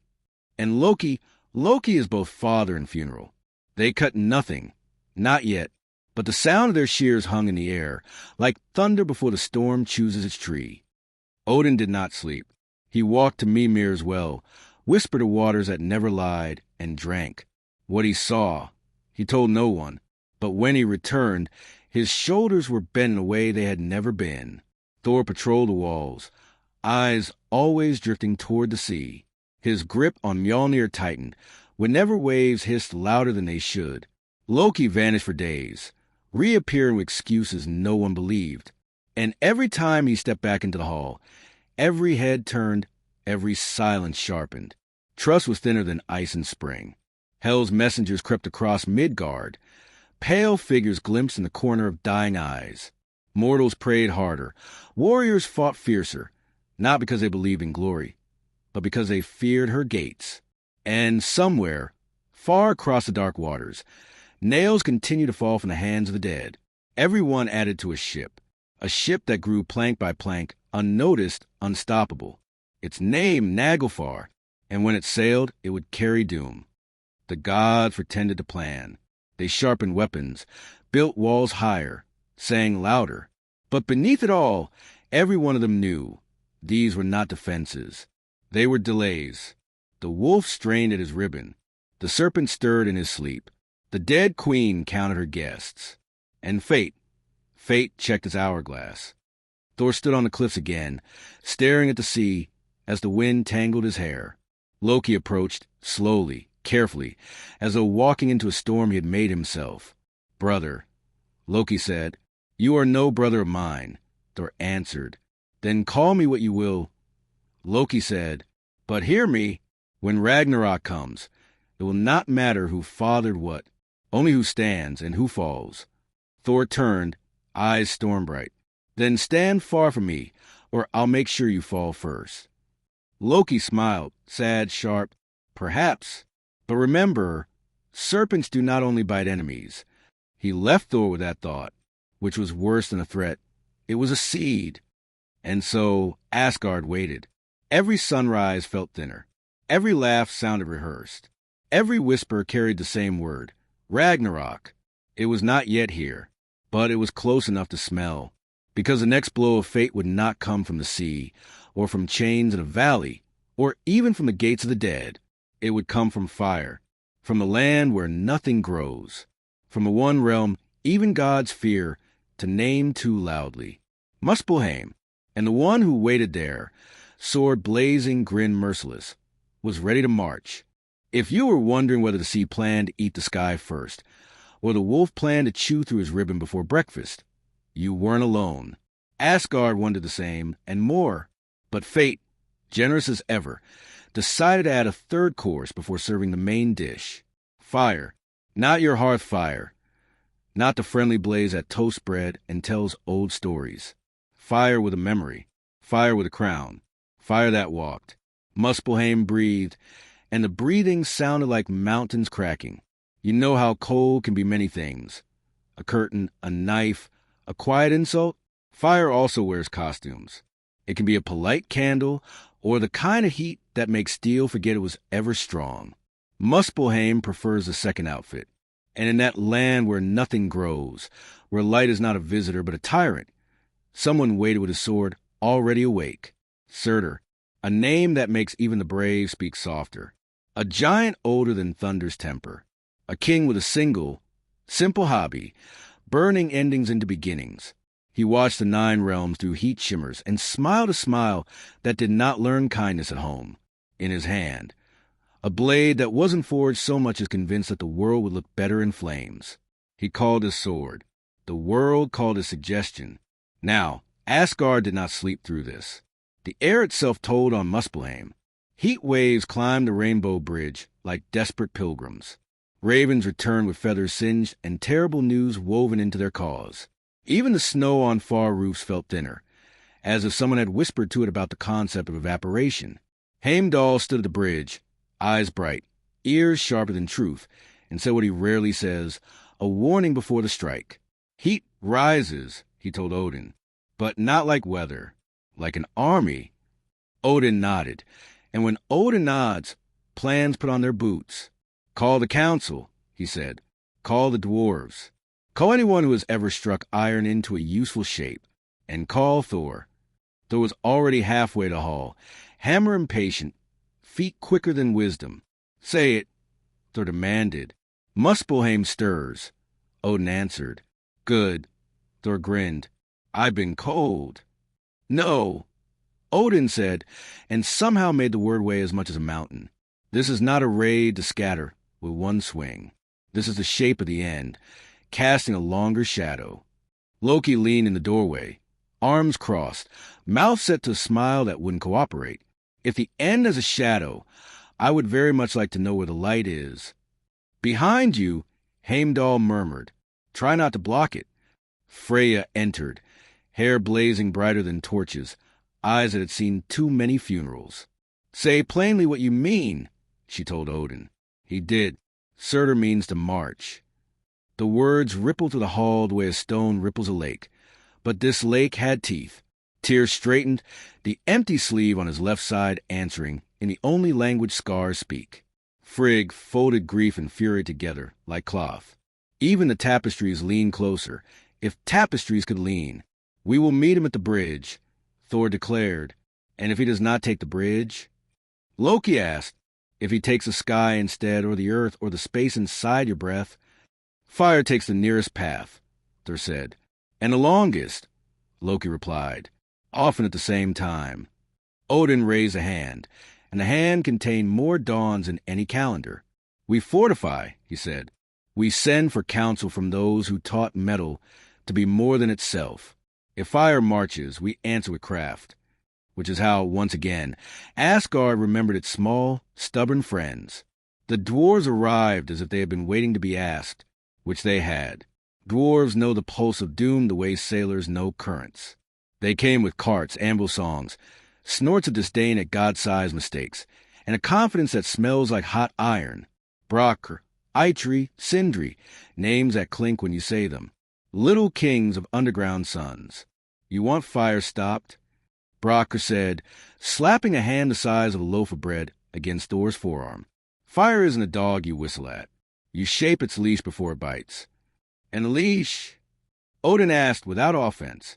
The wise do not mind being taught by those who hold smaller hammers. Eitri held up a coil of chain no bigger than a rope for a cow, and it hummed like starlight trapped in a circle. Not chain. Silence for fire. A braid of metals that remember snow. Wound around a promise heavier than pride. Loki's eyebrows arched. We have recently had mixed results with promises and braids.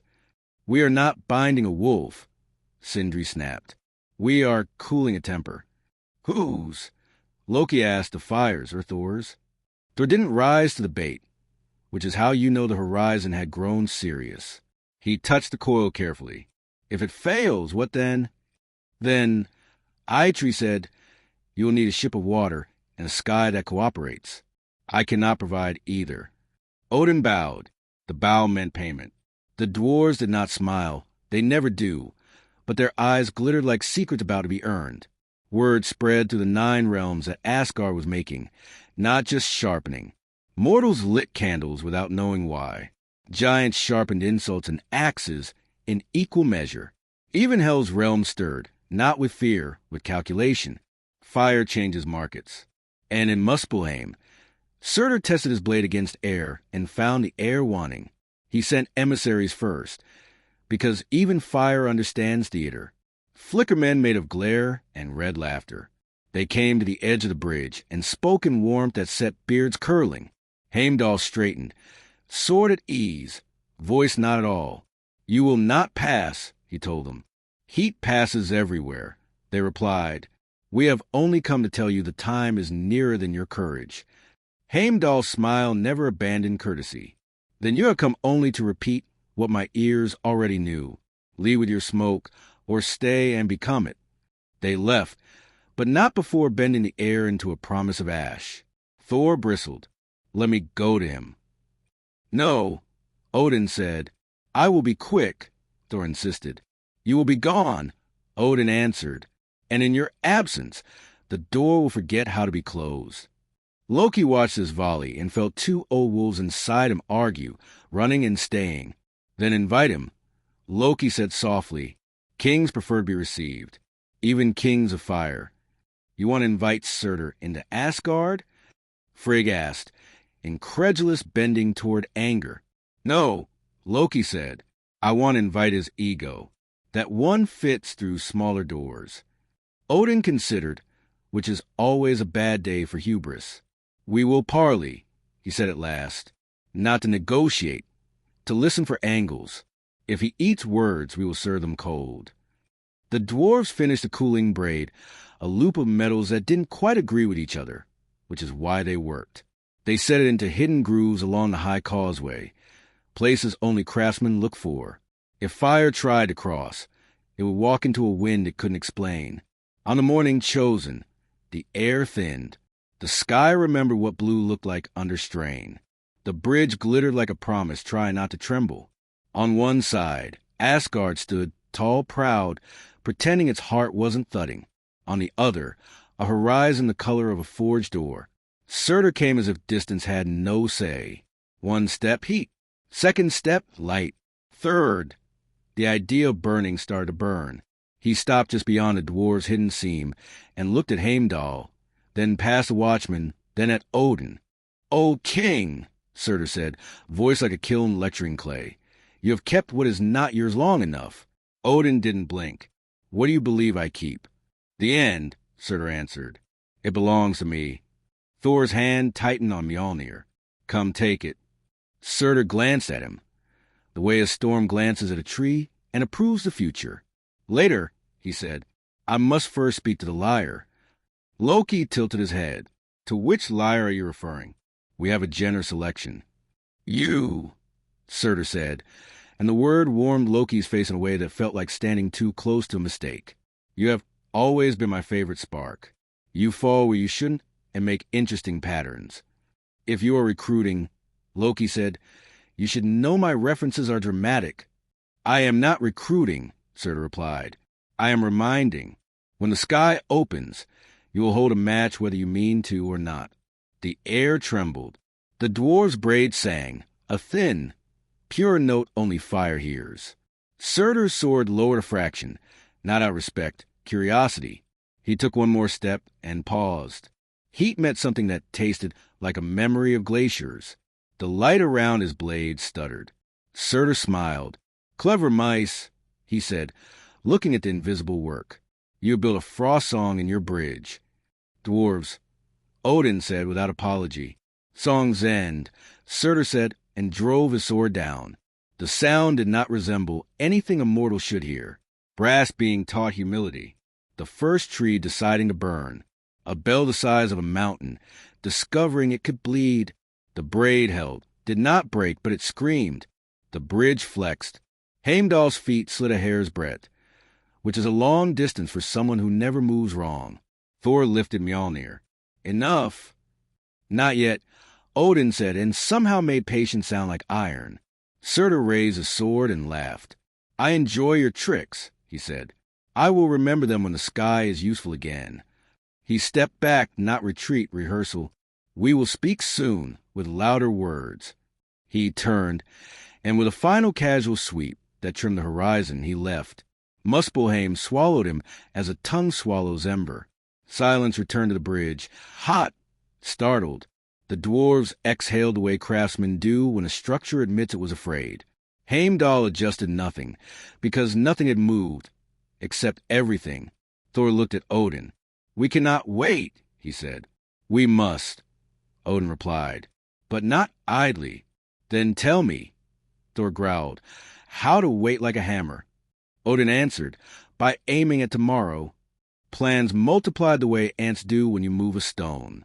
The dwarves strengthened the braid, adding a thread pulled from a comet's shadow. Freya set women to weave banners that looked like warnings to eyes that could read such things. Tyr drilled warriors until the floor learned obedience. Heimdall listened, beyond birdsong, beyond weather, beyond gossip, for the sound of a ship building itself with every burial. And Loki took a road no map had patience for. He walked into the long blue of evening, the kind that pretends to be gentle just before it isn't, and found a door in the air. Some doors belong to carpenters. Some belong to ideas. This one belonged to memory. He opened it, and stepped into a place he had visited fewer times than anyone believes, a quiet room in his own honesty. "Show me," he said, to no one and to the part of himself that did not lie as quickly. He saw his children, the wolf snarling at a sky that stared back, the serpent curling around a world as if it were a comfort, the daughter ruling the only kingdom where everyone eventually arrives. He saw his pranks pretending to be warnings, his cleverness pretending not to be fear. He saw Asgard with all its golden edges and exhausting expectations. He saw Surtur smile and understood something he had not wanted to understand. Fire does not hate. Fire wants. It wants to finish what everything else begins. He closed the door, because even brave men ration their truth. When he returned to the hall, his grin was smaller. That is how you can tell growth has visited. The grin fits differently. "News," Odin said. "A truth," Loki answered. "Surtur doesn't plan to win a war. He plans and the need for winning. Poetry," Thor muttered. Engineering. Loki said, he will open the sky, not with steps, with cracks. If you see the Bifrost shiver, it is not fear. It is the beginning of a seam. Odin's eye hardened. Then we must make the seam regret existing. They sent for more dwarves. They sent for sailors who understood the way waves talk when ships break. They sent for ravens who knew which winds carried lies. And Odin, who had already traded too much for knowledge, traded a little more. He leaned over Mimir's well, drank again, and this time the water tasted like farewells rehearsing. When he lifted his head, he spoke 4 words without decoration. Sound the horn once. Heimdall raised the horn, the horn whose voice finds every ear, and breathed. The note rushed through the 9 realms the way rain rushes to low ground. Mortals paused, bread in hand, and did not know why their eyes filled. Giants stood straighter without meaning to. Dwarves looked up from anvils and said a prayer they would deny later.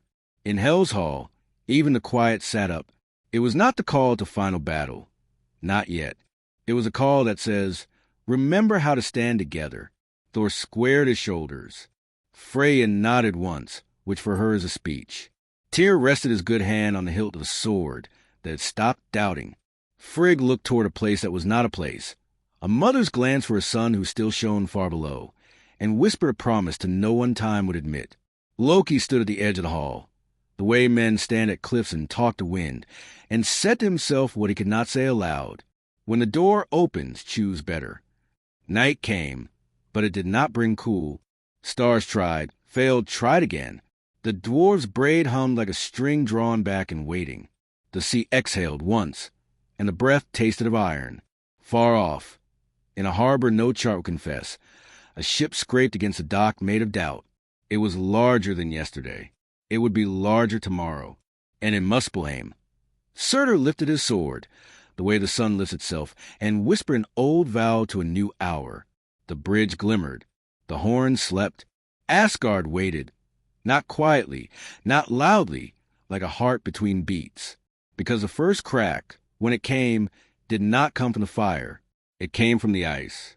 Ice, not the polite frost that kisses windows on a sleepy morning. Not even the thick glaciers mortals curse when their ships crack. This was older, sharper, the first ice, the kind that remembers when fire and frost met in the beginning, and decided the world should exist just so they could argue over it.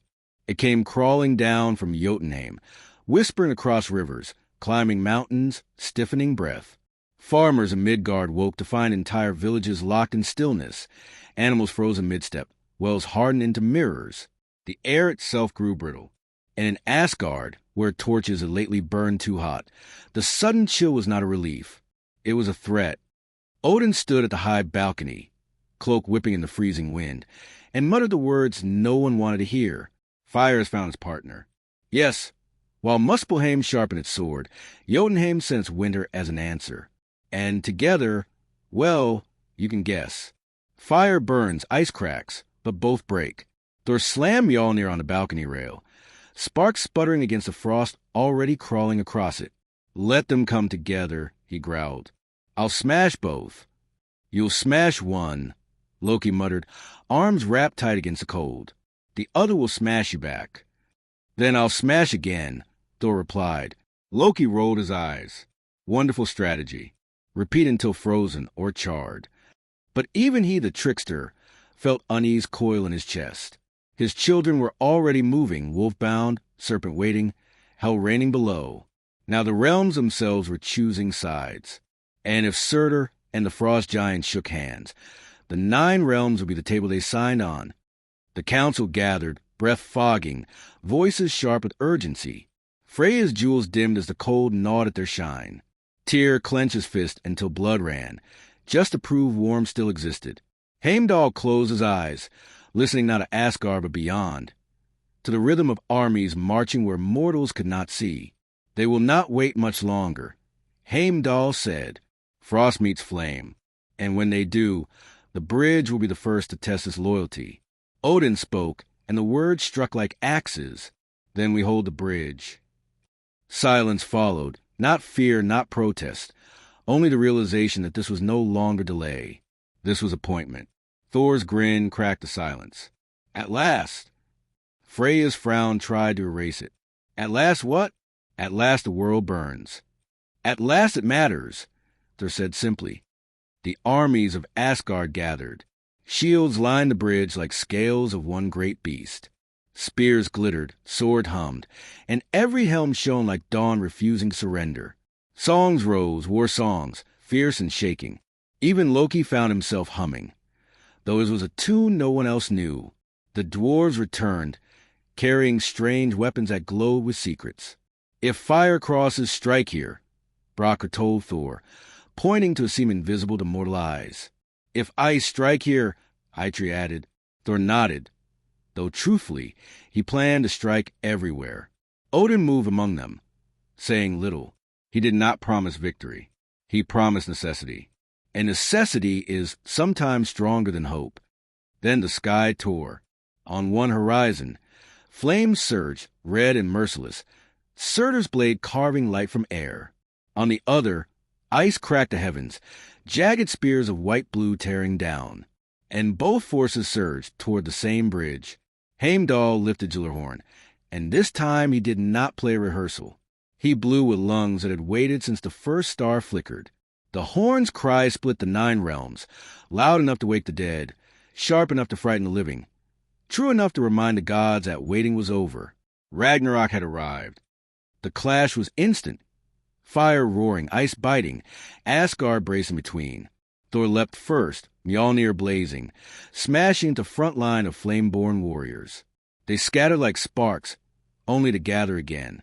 Freya's voice rose in song, not gentle this time, but battling that shook spears into courage. Tyr fought with one hand, but his strikes landed like justice itself had teeth. And Loki? Loki danced. Yes, danced. Through gaps, weaving lies into tricks into openings. He cut, he dodged, he whispered confusion into enemy ears. Yet for all his skill, one truth followed him. Every side-eyed glance from his fellow gods still asked the same question. Whose side will he choose when the fire and frost squeeze tighter? Surtur stepped onto the bridge. His sword flared, burning brighter than any dawn. He lifted it high, and for the first time, the dwarf's blade strained to breaking. Frost cracked along its length as Jotunheim's giant struck from the opposite end. The bridge screamed and Asgard shook. Thor charged, Mjolnir colliding with the fire sword. The impact blinded the sky. Sound turned into light, light into shock, shock into silence.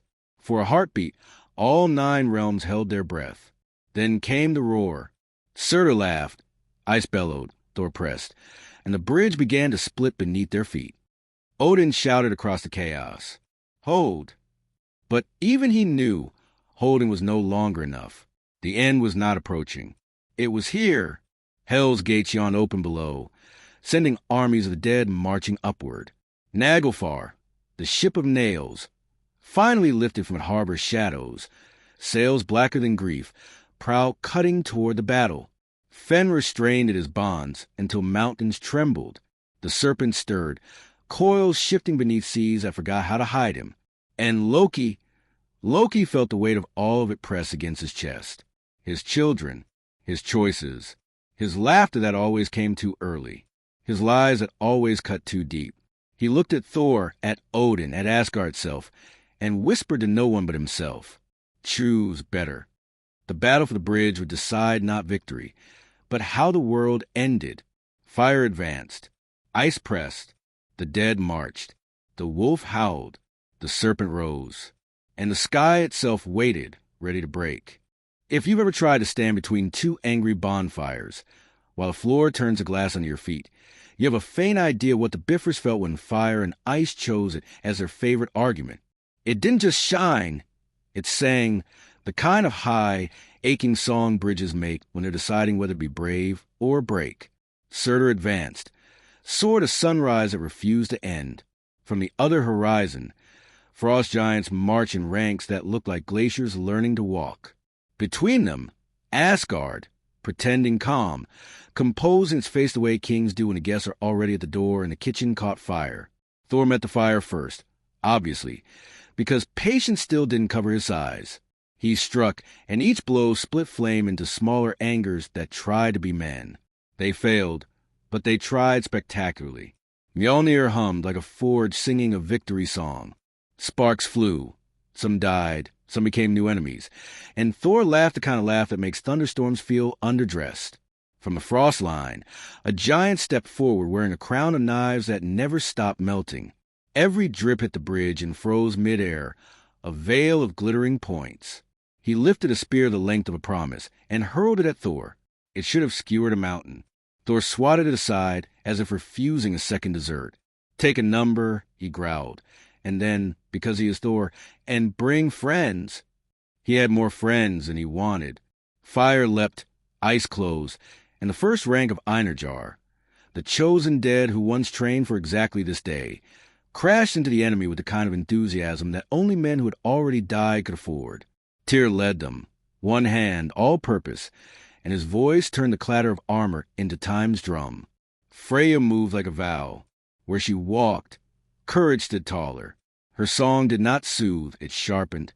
If you ever wonder whether beauty could be a blade, ask the warriors whose spines straightened when her syllables struck their hearts. If you wonder whether love had a war form, yes, it does, and it carries a necklace that outshines fear. Heimdall held the crown of the bridge. Feet set, sword still. He fought with listening.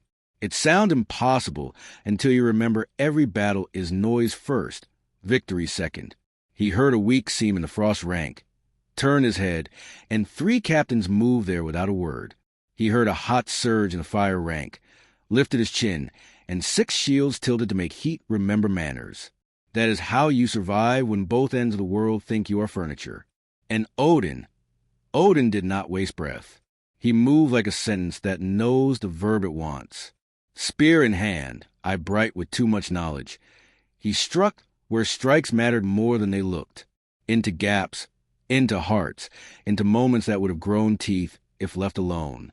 Kings who lived long enough learned the geometry of necessary wounds. Now, where was Loki? Everywhere, which is to say, nowhere you could point to for very long. He cut flame with the cold edge of mockery, and somehow it worked. He miscounted a frost captain's steps on purpose. So the man slipped into a shout that wasn't meant for him, and earned a blade he didn't expect. He whispered a story to a cluster of firelings about the one place in Asgard where their sword would burn forever, a lie, and they ran off to look for it. He made mischief do an honest day's work, which didn't stop the side eyes. In chaos, eyes always find a culprit to store for later. Surtur swung once, just once, and the dwarf's cold braid under the bridge groaned like ice remembering an old argument. The song of it stabbed upward through stone and bone. Brock, watching from a hidden arch, slapped the iron and swore. "Again and it snaps," he muttered. Eitri grunted. "Then we teach it to be a bow instead of a bridge." Both of them began to do things to the braid with tools that didn't exist last week. From the frost side, a white roar rose, giants linking shields, forming a wall that advanced like a cliff learning choreography. The front rank blew a breath, so cold the air cracked. Warriors froze, then shattered. The shard tried to stand back up. They did not manage it. Yet, Thor saw the wall and did what Thor does. He charged it. Odin would have called that waste. Heimdall would have called it predictable. Frey would have called it a poem in need of editing. But poems sometimes work. Thor's hammer met the shield wall with the joy of a problem finally big enough. The wall bent, did not break, but learned a new respect for round objects traveling fast. "Loki!" Thor barked, not looking back. "Find me the hinge." "What hinge?" Loki shouted, parrying a frost axe with the flat of a stolen spear. "The place where this foolishness opens," Thor snarled. "Everything opens. You told me that once." Loki almost smiled. "I did. Fine." He vanished into the rank and mess, into the smoke that tried to be fog and the frost that tried to be breath. He listened, not to words, to rhythm. Ice is a beat, fire is a tempo. When 2 bands play at once, there's always a bad drummer. He found him, a frost lieutenant whose orders arrived 1 heartbeat too slow. Loki slipped behind, suggested a different cadence in the man's ear, then shoved him sideways at exactly the wrong instant. The wall's corner faltered. Thor found it by instinct and hit it like a thunderclap arguing with architecture. Cracks ran. Giants learned to be cautious in a new way. Caution, as you know, is the first step toward losing a war loudly. Surtur raised his sword, ready to write his signature across the Bifrost. Odin lifted Gungnir, the spear that never forgets where it's supposed to be, and threw. It struck the flat of the fire blade and rang a note that turned flames sideways for a breath. The dwarf's braid used the breath to become 3 breaths. Brock cackled. Eitri did not, but his beard twitched. "Old king," Surtur rumbled, "you keep delaying the inevitable. Do you think stalling is victory?" "I think breathing is." Odin said. "You will dislike my hobby," Surtur replied, and pressed forward. From below, because doom loves layers, the dead arrived. Not all at once, which is merciful, but enough to turn the color of the battle more complicated. They march in ranks too neat for comfort, eyes like coins someone forgot to spend. At their head walked a woman in a cloak half shadow, half light, face divided into now and never. Hel did not raise a weapon. She raised a hand, and warriors who should have fallen kept standing, because she had not decided they were done. Freya met her gaze across the bridge. 2 queens trading a silence. If you think beauty and death have nothing to say to each other, you have not watched the night end carefully. Send him. Odin called to the rear ranks, and for a moment no one knew which it meant. Then the world answered. Hooves. Not 4, 8. Sleipnir thundered onto the span. Odin vaulting to the saddle with the ease of a man who once traded an eye for the privilege of accuracy. He rode the seam between fire and frost, spear-taking signatures no one would recognize later, and the bridge remembered it had been built for exactly this, to carry weight that would break anything else. Fenrir howled, not from the bridge, from far away, where prophecy had staked a claim. The sound arrived like a rumor that couldn't wait. Chains strained. The ribbon of impossible things tightened, then loosened, then realized that 2 had a fate, and tried very hard not to admit it. The sea swelled, in the kind of swell that isn't water's fault. Somewhere below the horizon, a coil unrolled a little, and gulls forgot their names. Jormungandr did not rise, not yet, but he blinked, and ships 1,000 miles away decided to be smaller. Stay with me. Odin shouted to the line, and for once, even Thor heard what was meant under what was said. He stayed. He smashed, but he stayed. Loki found himself suddenly without an enemy within arm's reach, a rare moment, and he used it to notice something no one else was looking at. At the far lip of the bridge, not fire, not ice, a thin hairline crack ran to the color of the Bifrost itself. Not a break. A seam, the kind doors use when they're getting ideas. It crept with every blow Surtur landed, with every breath Frost took. It crept in the rhythm of endings. "Don't you dare," Loki whispered, to a bridge, to fate, to himself, unclear, and started moving toward it. 2 frost guards lumbered to intercept him. He slipped between their steps, all trick, no grace, and pressed his palm to the shimmering edge. Cold. Hot. Neither. Something that would choose later. He hissed and pulled back. He needed a fix that wasn't a lie.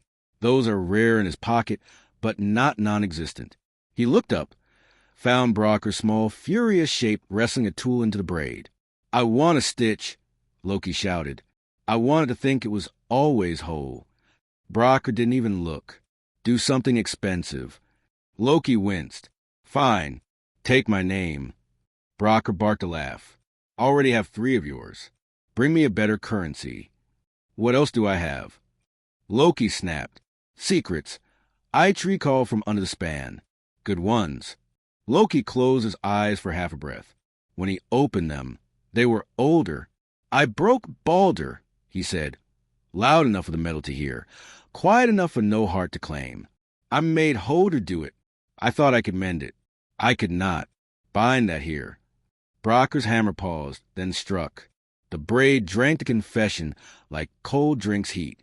The crack in the Bifrost paused, considered, and decided it could wait a little longer to be dramatic. Loki opened his eyes and swallowed. Thor peered at his shoulder, bleeding from a dozen tiny places that mattered only if you liked counting. "What did you just give away?" Thor asked. Something I was tired of carrying alone, Loki said.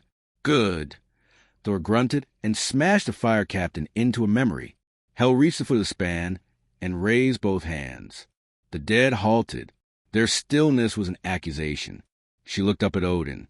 I am owed, she said. You were promised terms. Odin replied. Promises are seasonal, Hel said. I want a permanent thing. What? Odin asked. The truth, Hel said, and somehow her gaze swept past Odin and landed on Loki from him. For the first time that day, Loki hesitated like a child who recognizes a door he's not ready to open. Which truth? He asked. The one you keep for yourself, Hel said. He almost laughed. You'll need a bigger basket. Start, Hel replied. Surtur lifted his sword again, bored with negotiations. The frost wall braced. The braid screamed. The seam quivered. Heimdall's knuckles went white on Gyllenhaal. Not to blow, to remember the note he would have to play next. A note that ends things. Odin said, Hold. Again, and the word fell like a cliff. Loki breathed in, tasted ash, tasted snow, tasted the penny metal tang of fear. He looked at Thor, at Freya, at Heimdall, at the dwarves who had made impossible things obedient for one more hour. He looked at Hel, niece, judge, mirror. He looked at Odin, father of too many bargains. Then Loki did something he had not planned. He stepped forward, between Asgard and everyone who wanted to own its last page, and raised his voice so even the serpent below would hear it when he next decided to breathe. I will pay, Loki said, but not with another lie. The fire paused. The frost waited. The dead leaned in because the dead love a confession more than a victory. Surtur grinned, because fire burns truth just as well as anything else. Hel's eyes, one warm, one winter, did not blink. Say it, she told him. I started this end, Loki said. Each word a coin he couldn't spend twice. But I will not finish it. Not as their enemy. Not as yours. If a match must be held, I will hold it where it hurts me more than it hurts them. Thor's jaw clenched. The kind of clench that keeps you from saying the wrong loyal thing. Odin's eye flickered. The kind of flicker lamps make when a wind chooses a window. Freya whispered something to her necklace, and it gleamed as if approving. Heimdall did not move, which meant he had already changed. Surtur laughed. You will betray betrayal. How fashionable. Call it a new trick, Loki said. I don't think you'll like it. Hel lowered her hands. Then prove it. How? Loki asked, already knowing one bad answer. Go where you belong. Hel said, bring back what should never have been mine. Balder. The word did not need saying. It walked the air between them like a guest who didn't knock. Alone? Loki asked. Of course, Hel said, or it's not a truth. Behind him, the bridge shuddered. In front of him, fire smiled and frost sharpened, both confident that a detour would only delay dessert. Above him, ravens turned small circles. Below him, a coil thought about stretching. Loki exhaled. Fine, he said, and for once didn't add anything clever. He stepped backward, then sideways, then down, the kind of down that isn't gravity's idea, and the Bifrost let him through, because justice once had believed him. Thor took one stride after him. Odin caught his arm. Let him, the All-Father said. He'll fail, Thor growled. Then he will fail where failure may teach him something purchase never did. Odin answered. The braid groaned. Surtur lifted. Frost braced. Heimdall's hand tightened on the horn. Freya drew a breath that would become him if given time. Tyr raised a sword. Brokkr hammered. Eitri prayed to the geometry of metals.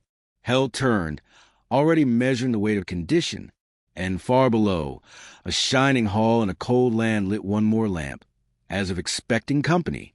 Because if Loki could not climb back with the sun in his arms, the horn would sound again, and this time the note would not mean remember. It would mean run toward the end as if you chose it. Down. That's the only direction Hel's Hall accepts. Not north, not south, not a compass's polite points. Just down. Past the roots of Yggdrasil, past the bones of giants, past the memory of warmth. The air itself forgets the idea of rising. Loki fell, but not the way mortals fall. Mortals fall with panic, with arms grasping at things that were never going to help them. Loki felt like someone who had been here before. A twist, a shift, a sly grin that fooled no one, not even himself. The deeper he went, the more the grin cracked. Hell's realm did not roar like Muspelheim or groan like Jotunheim. It whispered, whispers that came from everywhere and nowhere, names spoken by voices that once had throats. The path was lined not with stone, but with silence thick enough to walk on. And there, at the far end, stood the gates. Tall, black, half-rotted, half-glittering with frost. A mouth that had decided swallowing forever was a fine career choice. They opened before he touched them. Hell was waiting. She sat on a throne carved from contradiction, one armrest polished bone, the other living with still sprouting leaves. One side of her face pale as marble, the other flushed with a cruel kind of beauty.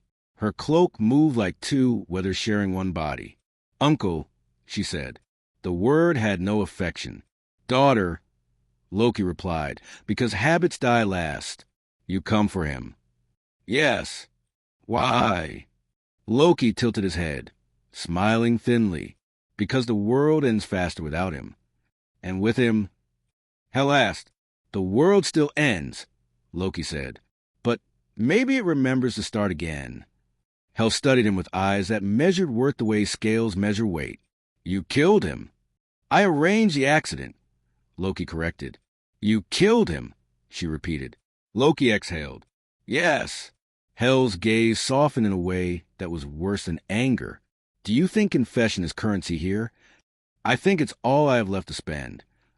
From the shadows of the hall, footsteps echoed. Light appeared, not flame, not lightning. Something gentler, golden. Balder emerged. Yes, Balder, still shining, even in Hell's domain. His hair glowed like dawn that refused to quit. His eyes bright with the kind of kindness that feels heavier than cruelty. The dead around him leaned closer, as if basking in warmth they no longer remembered. "Loki," Balder said softly. "No hatred, no rage, just recognition. Why are you here?" "To steal you back," Loki answered. Balder smiled sadly. "Steal, not save." "Semantics," Loki whispered, though the word tasted sour. Hell rose. "If he leaves by my will, and my will is not cheap." "Name it," Loki said. Hell's half-smile was cold. "Stay. Take his place. You killed him. Trade seats with him. Balance is neat that way." Loki froze. For once, no quick lie left his tongue. He glanced at Balder, who shook his head gently. "No," Balder said. "Your punishment is not to sit here. Your punishment is to keep walking the world with your mistakes. That is harsher than my exile." Hel narrowed her eyes. "And yet he asked to undo it." Balder touched her hand. The dead queen did not flinch, but she did not pull away either. "Sister," he said, because Balder called everyone by the truest name they deserved, "let me return. The end will come either way. Let me soften it." Hel's voice dropped to a whisper sharp enough to cut bone. "If I release you, the balance shifts. If the balance shifts, my hull weakens. And when my hull weakens, all hulls weaken." "Then ask for more," Loki pressed. "You're good at bargains. Make me pay twice." Hel turned her gaze back to him. "Would you carry every lie you ever told as a weight around your neck, where none could miss it?" Loki blinked. He imagined it, a chain heavy, loud, every deceit clinking in mockery. He opened his mouth to joke, then closed it. "Yes," he said. Hel raised a brow. "And when they hear it, when Thor hears it, when Odin hears it, when even mortals hear it, will you still walk among them?" "I already carry their stares," Loki said. "This would only make the music louder." Balder frowned. "He cannot pay this price." "He offered it," Hel replied. The hall trembled, not with battle, with decision. The dead shifted like leaves in a wind that doesn't exist.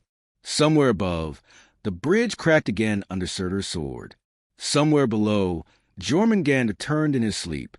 "Very well," Hel said at last. "He may leave. You will carry the weight, and you will never set it down." The chain appeared, invisible to everyone but him, heavy enough to bend his spine. Loki staggered, gritted his teeth, and forced a grin. Always wanted jewelry that matched my reputation. Balder stepped forward, light growing brighter. Held open her palm. Go, brother. But remember, when the end calls, you may not refuse. Balder bowed. I know. Together, Loki and Balder walked back toward the gates. As they opened, the whispers grew louder, countless voices begging, demanding warning. Loki almost looked back. Almost. On the last step, Balder said, Thank you. Loki snorted. Don't. I didn't do it for you. Balder smiled. Of course you did. That's why it matters. Above, the Bifrost was bleeding light. Thor fought like fury itself had borrowed a body. Freya's voice cracked from too many hymns. Tyr's sword arm shook, but did not drop. Heimdall's knuckles whitened on Gyllenhaal, waiting for Odin's nod to end everything. And then, a glow, Balder emerged. The dead gasped, the living gasped, even Surtur paused. The frost giants blinked, confused by beauty that refused to be theirs. Balder, Frigg whispered, her knees nearly giving. Hope, real, dangerous hope, returned to the bridge. Odin lifted his hand. Asgard still stands. Surtur's grin widened. Then I must burn taller. The frost line roared. Hel's army stirred. The braid screamed. And above it all, Baldur's light spread like dawn fighting night tooth by tooth. But remember, dawn never lasts forever. And somewhere in the sea, the serpent finally uncoiled. Light, on a battlefield that had forgotten what light looked like when it wasn't fire. Balder stepped onto the Bifrost, and the colors remembered how to be brave. Armor dulled by ash found its shine. Blades nicked by desperation turned keen again. Even the dwarves' cold braid hummed in a steadier key, as if someone had tuned the world. Frigg reached for him, then stopped, as mothers do when the person they love most has already begun walking toward danger. Odin lowered his spear, just a finger's width, the closest thing to relief he allows himself. Freya smiled, not gently, like a morning that refuses to apologize for ending the night. Surtur lifted his sword and laughed. A candle, he said, brought to the kiln. Not a candle, Odin replied. A dawn. Balder did not boast. He moved through the press of shields like a blessing. Touch a warrior's shoulder, and the man remembered the first time he chose courage. Touch a banner, and it unfurled as if the wind had remembered its job. Touch the stone of the bridge, and the crack paused to hear what mercy sounds like. Thor barked a laugh, the honest kind. About time you showed up. Balder's eyes warmed. You kept the door open. And the guests noisy, Thor said, and split a frost captain like an inconvenient log. Loki climbed from the last of the understeps, pale, a little smaller than when he'd left, carrying a weight only he could hear. The invisible chain around his throat clinked against his thoughts with every breath. He stood, one heartbeat too long, watching Baldur's light move, then shook himself and slipped back into work of surviving. Hel remained at the foot of the span, her army arranged in rows of stillness. She did not advance. She measured. Her gaze touched Balder, then lifted to Odin. Remember the price, she said. He returns, but he is borrowed. Odin nodded once. We will pay when the hour demands. Hours are shorter than kings believe, Hel murmured, and the dead took one step forward in eerie unison, as if to remind the living that time also walks. From the frost line, a giant in a helm of icicles raised a horn carved from glacier heart and blue. The note arrived as breath that refused to be invisible, frosting beards, stiffening joints, turning exhalations into small white flags. From the fire line, Surtur answered with a swing that painted the air red and sent sparks skipping like laughing knives. Fire and ice leaned in, and the bridge groaned under the weight of contradiction. Heimdall adjusted his stance by a hair. If you blinked, you missed it. If you didn't blink, you still almost missed it. That is how edges are kept. Hold the seam, he said quietly, and 10 shields shifted together, catching a roll of heat that would have unstitched a rank. Counter the chill, he added, and 6 spears dipped, shattering the frost breath before it became a wall. Balder reached the front, not to replace Thor, but to stand beside him. Thor nodded, a little formal, a lot grateful. Ready? Balder asked. For what? Thor grinned. For everything, Balder said, and raised no weapon, only his hand. Light rippled. It wasn't blinding. It was honest. Fire flinched, not out of fear, out of surprise. Frost hesitated, not out of doubt, out of memory. Some of the dead tilted their heads, as forgotten names returned like birds that finally found the right house. Surtur sneered. Parlor tricks. Truth, Balder said. Then try mine, Surtur replied, and brought the sword down. Thor lifted Mjolnir. Balder lifted his palm.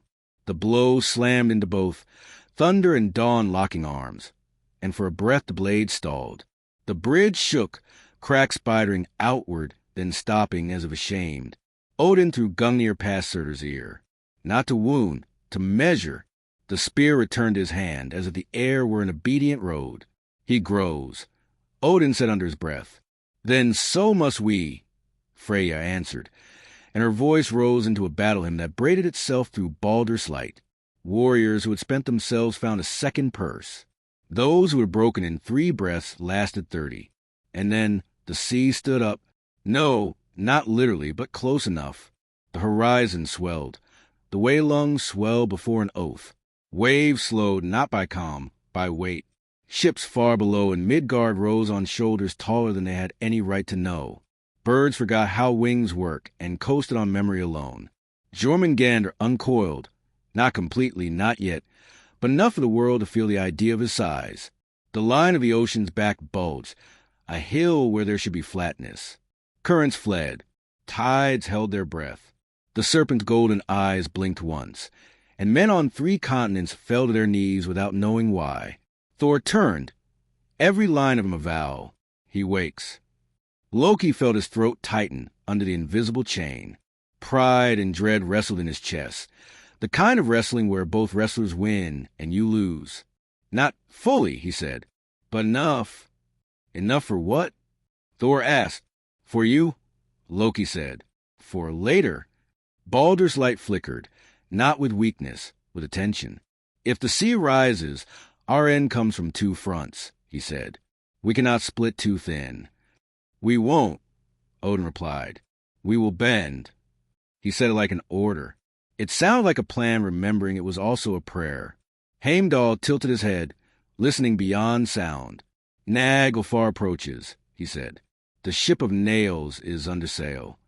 From where? Tyr asked. From everywhere, Heimdall replied, which is not as unhelpful as it sounds when you are speaking of a ship stitched from death. Then we end this side quickly, Thor snarled, and surged at Surtur again. Quickly, Surtur echoed, amused, and met him. Their blows wrote new definitions of impact. Fire splashed. Lightning shattered. The air between them became a forge that had never met the concept of quiet. Sparks rained into frost ranks and died hissing. Ice shards dashed into flame and sighed themselves into steam. Balder moved along the line, easing wounds with a glance, untying panic with a touch. Where his hand passed, men remembered how to breathe. Where his voice passed, fear forgot its lines. Loki slid toward the frost flank, tricks in one hand, regret in the other. He tripped the giant into his own shadow, and let the shadow decide whether it liked being stepped on. He told the Fire Thane that Surtur had already called him expendable, which may even have been true, and watched the man certainly falter just long enough for a spear to choose him.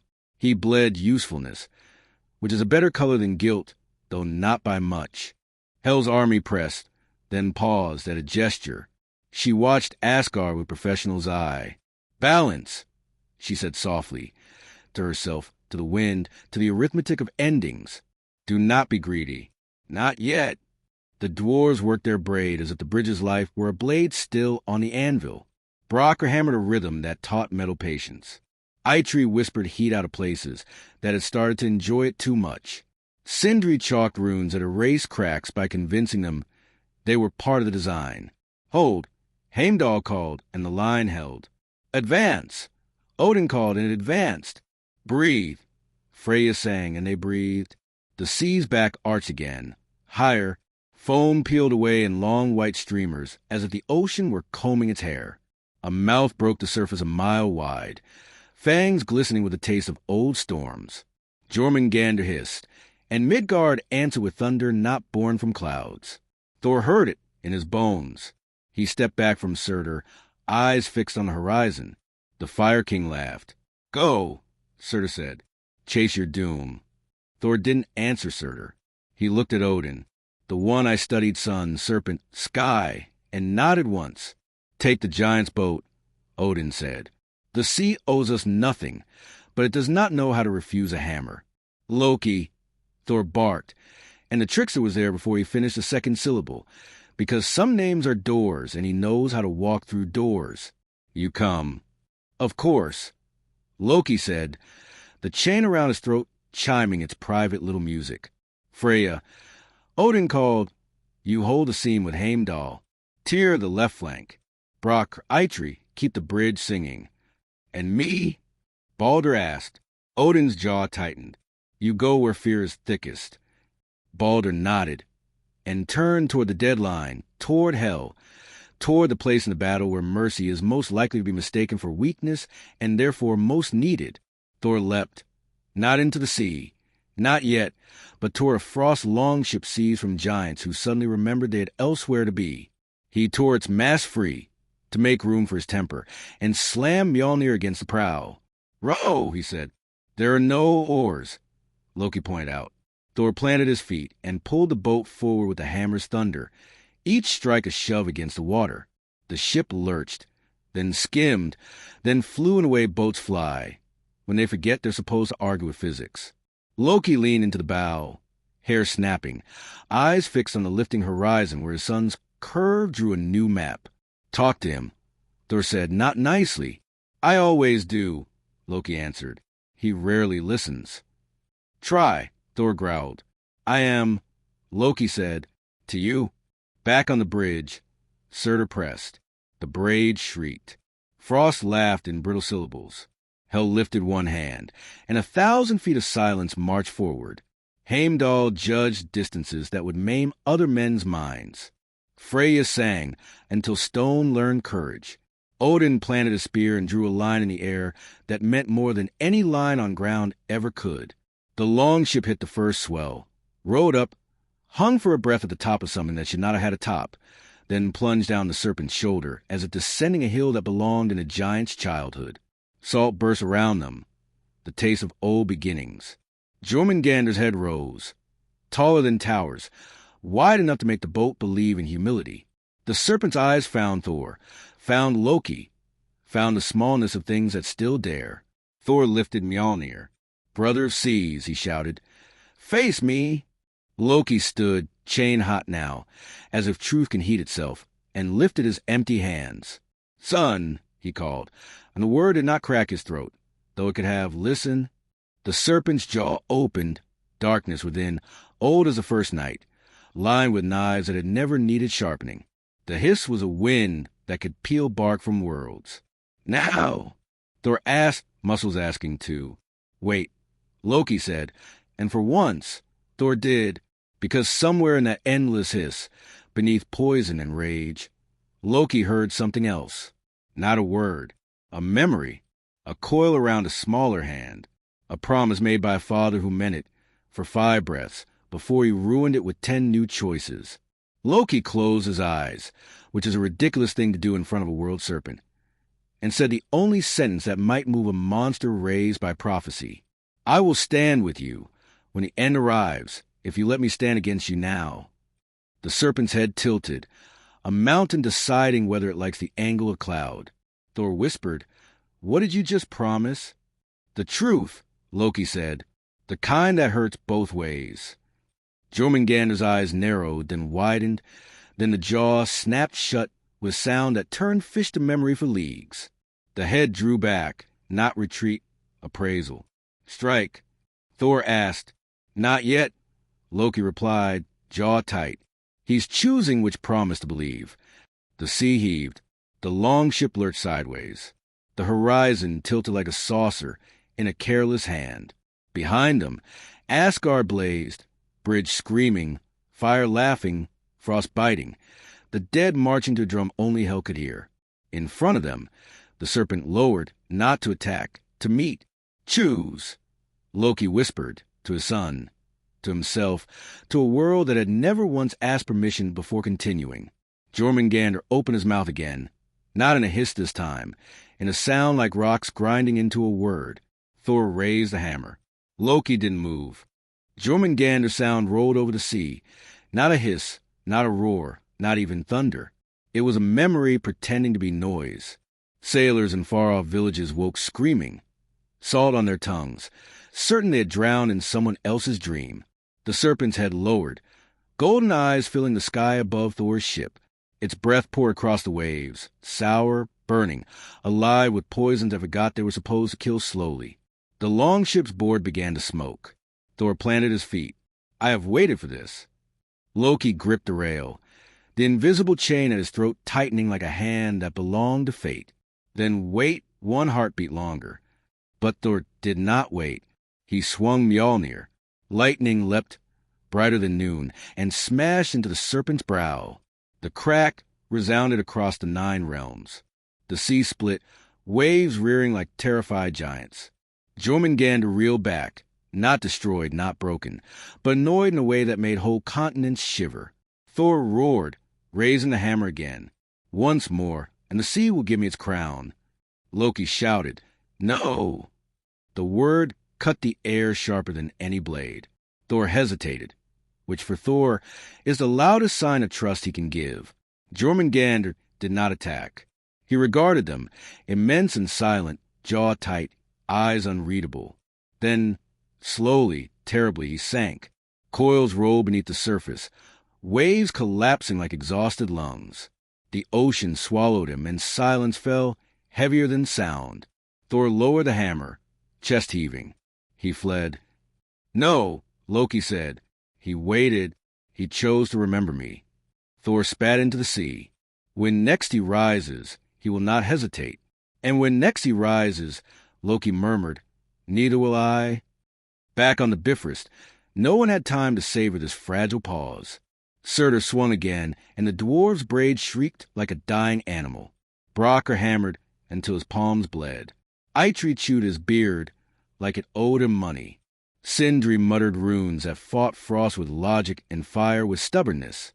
Freya's song broke mid-verse, not from weakness, but from strain. She gasped, steadied, and began again, voice hoarse but still binding men to courage. Tears sword dripped, not with blood, with exhaustion, as if the metal itself wanted to rest. Heimdall listened beyond screams, beyond clashing steel, to the sound of Naglfar's prow cutting water. It was closer, too close. Odin stood at the center, spear lifted, cloak snapping in a wind no weather chart could explain. He shouted commands, but they were not words. They were decisions given shape. Warriors obeyed without knowing why, and survived because of it. Hell advanced, slowly, deliberately. Every step pressed her army forward, not with shouts, but with silence that filled the lungs of the living like smoke. Baldur moved to meet her, light steady, smile weary but unbroken. Sister, he said. Borrowed, she replied. Return for now, not for long. Their eyes locked, not enemies, not friends, but inevitabilities standing on different sides of the same gate. And then Naglfar appeared, a ship larger than villages, blacker than despair, built from the nails of the dead. Its sails caught no wind, its oars rode no water. It moved because prophecy told it to. At its prow stood a figure with a grin as sharp as Fenrir's bite. Loki's other son, captain of corpses. The dead cheered soundlessly, their jaws opening in mockery of life. The ship cut toward the bridge, and every god felt the taste of endings coat their tongues.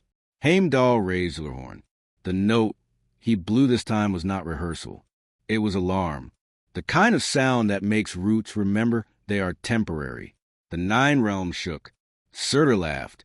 Frost roared. Hell raised both hands.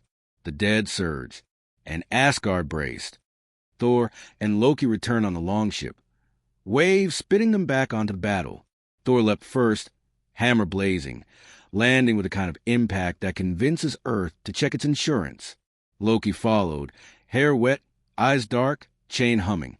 He looked at the ship of nails and flinched, just once, before masking it. More family. Thor barked.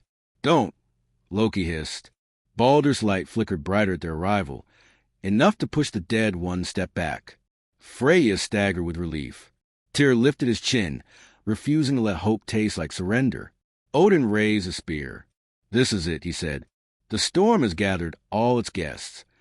Above, the sky cracked, not thunder, not lightning, but the sound of reality remembering it was temporary. Fenrir howled, chains snapping, each link breaking like thunder-given teeth. The valley where he had been bound split open, mountains bowing to his sides. His paws hit earth, and the earth flinched. The wolf was free. The 9 realms trembled. Fire surged. Frost spread. The dead marched. The serpent stirred. The wolf ran. Ragnarok was no longer approaching. It had arrived.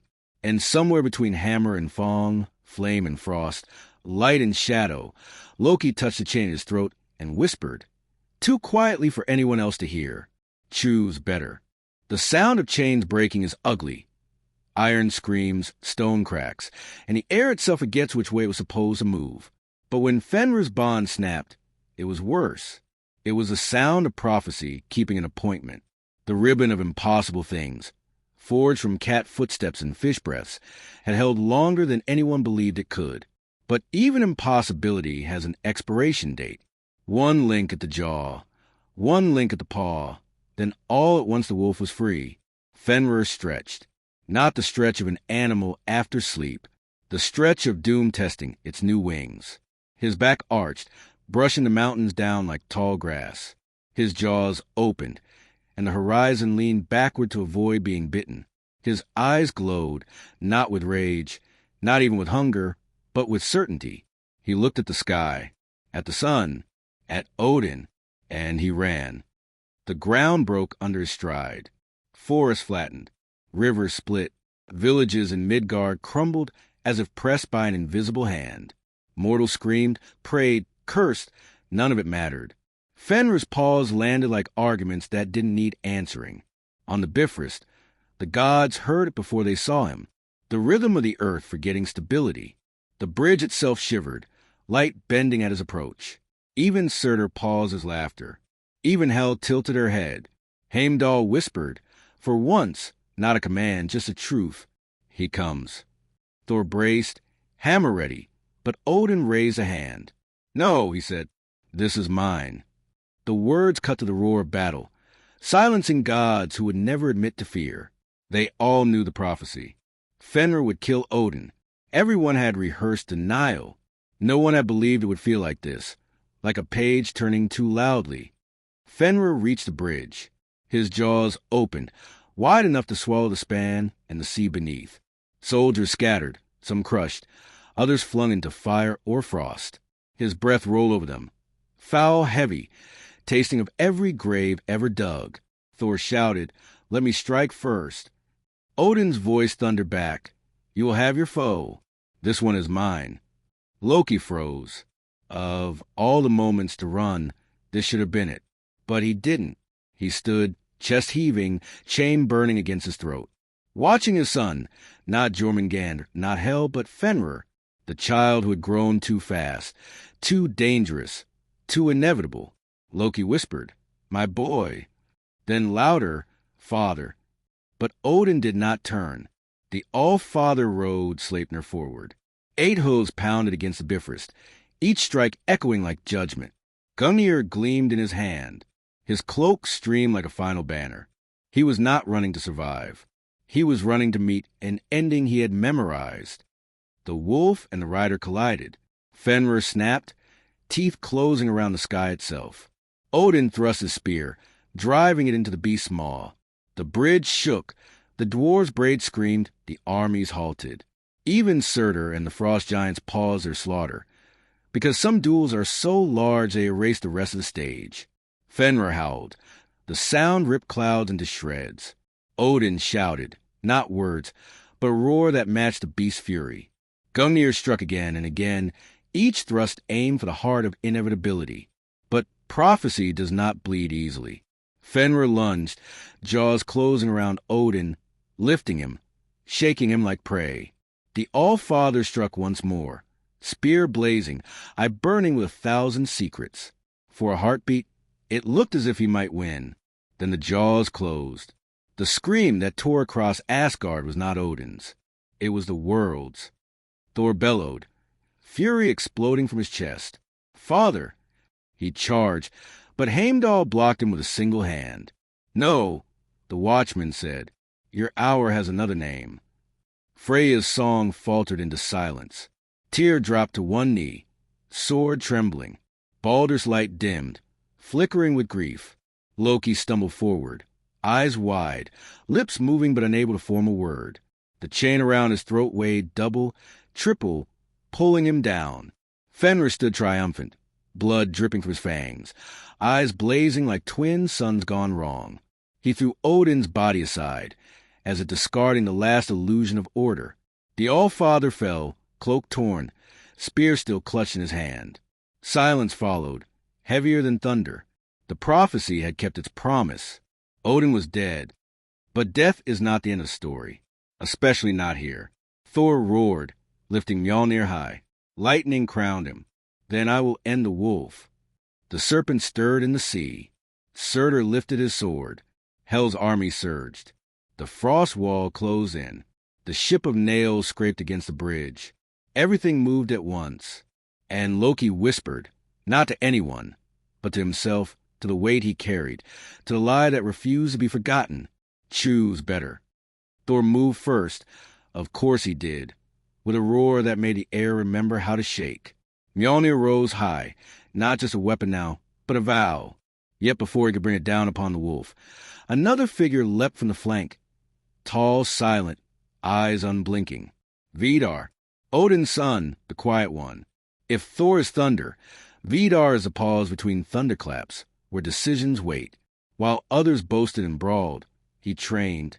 While others argued, he measured. And now, the silence had teeth. He ran straight at Fenrir. No announcement, no bravado. A thick-soled shoe of stitched scraps, every cast-off leather ever cut by mortal hands, pressed the wolf's lower jaw down against the earth. His other leg planted on the beast's back, pinning it like a nail through prophecy. One hand forced into the jaws, the other on the upper maw, and then he pulled. The wolf bucked. Mountains rattled.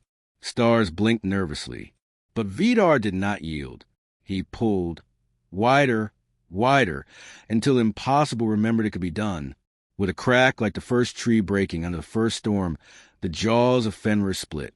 The great wolf screamed, the kind of scream that makes reality wince. Then collapsed, body slamming the Bifrost, dead at last. Thor lowered Mjolnir, chest heaving. "That was mine," he said, not angry, not bitter, just truth with rough edges. Vidar wiped blood from his arm. "It was father's," he answered. "Now it belongs to the end." He inclined his head to Thor, respect offered, then turned back to the line. His silence did not brag. It finished. Loki stood still, hand pressed to the invisible chain around his throat. He wanted to laugh, wanted to cry, wanted to run. Instead, he whispered, "Thank you." To whom, no one knew. But prophecy does not rest when one of its verses is finished. It turns the page louder. Surtur saw Fenrir fall and grinned. Fire always wants more room. His sword lifted higher, burning so bright it stopped being light, and became memory of light. He brought it down, and the Bifrost shrieked like a blade remembering it could snap. "Hold!" Heimdall's voice cut through the roar. He didn't shout. He never needed to. Yet every ear heard him.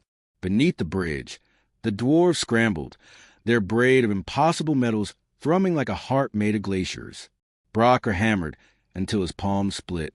Eitri blew coal where fire wanted to nest. Sindri drew runes so subtle cracks forgot they weren't part of the design. On the other side, the frost giants pressed harder. Spears long as towers, breath turning air into knives. Tyr met them with one arm and a fury that filled the missing limb. His sword danced, not fast, but right. Each stroke brought another heartbeat of survival. Freya sang, her hymn cracked, hoarse, but unbreakable. Not comfort. Command. Her song nailed courage back into spines. Balder shone, not blinding like noon, but steady like dawn. His hand brushed banners, and they rose. His touch met wounds, and men remembered they were not finished yet. Where he stepped, despair forgot how to stand. Hell advanced a pace, her army of dead shuffling forward in silence thick enough to choke. Balder's glow met her shadow, and the two paused, not enemies, not allies, inevitabilities staring each other down. And then the sea delivered its gift.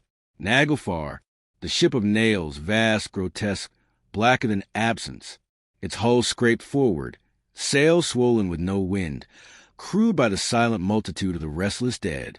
At its prow stood a pale captain, grin like a wound, helm gleaming with mockery, another son of Loki, steering a vessel that had been building since the first man died.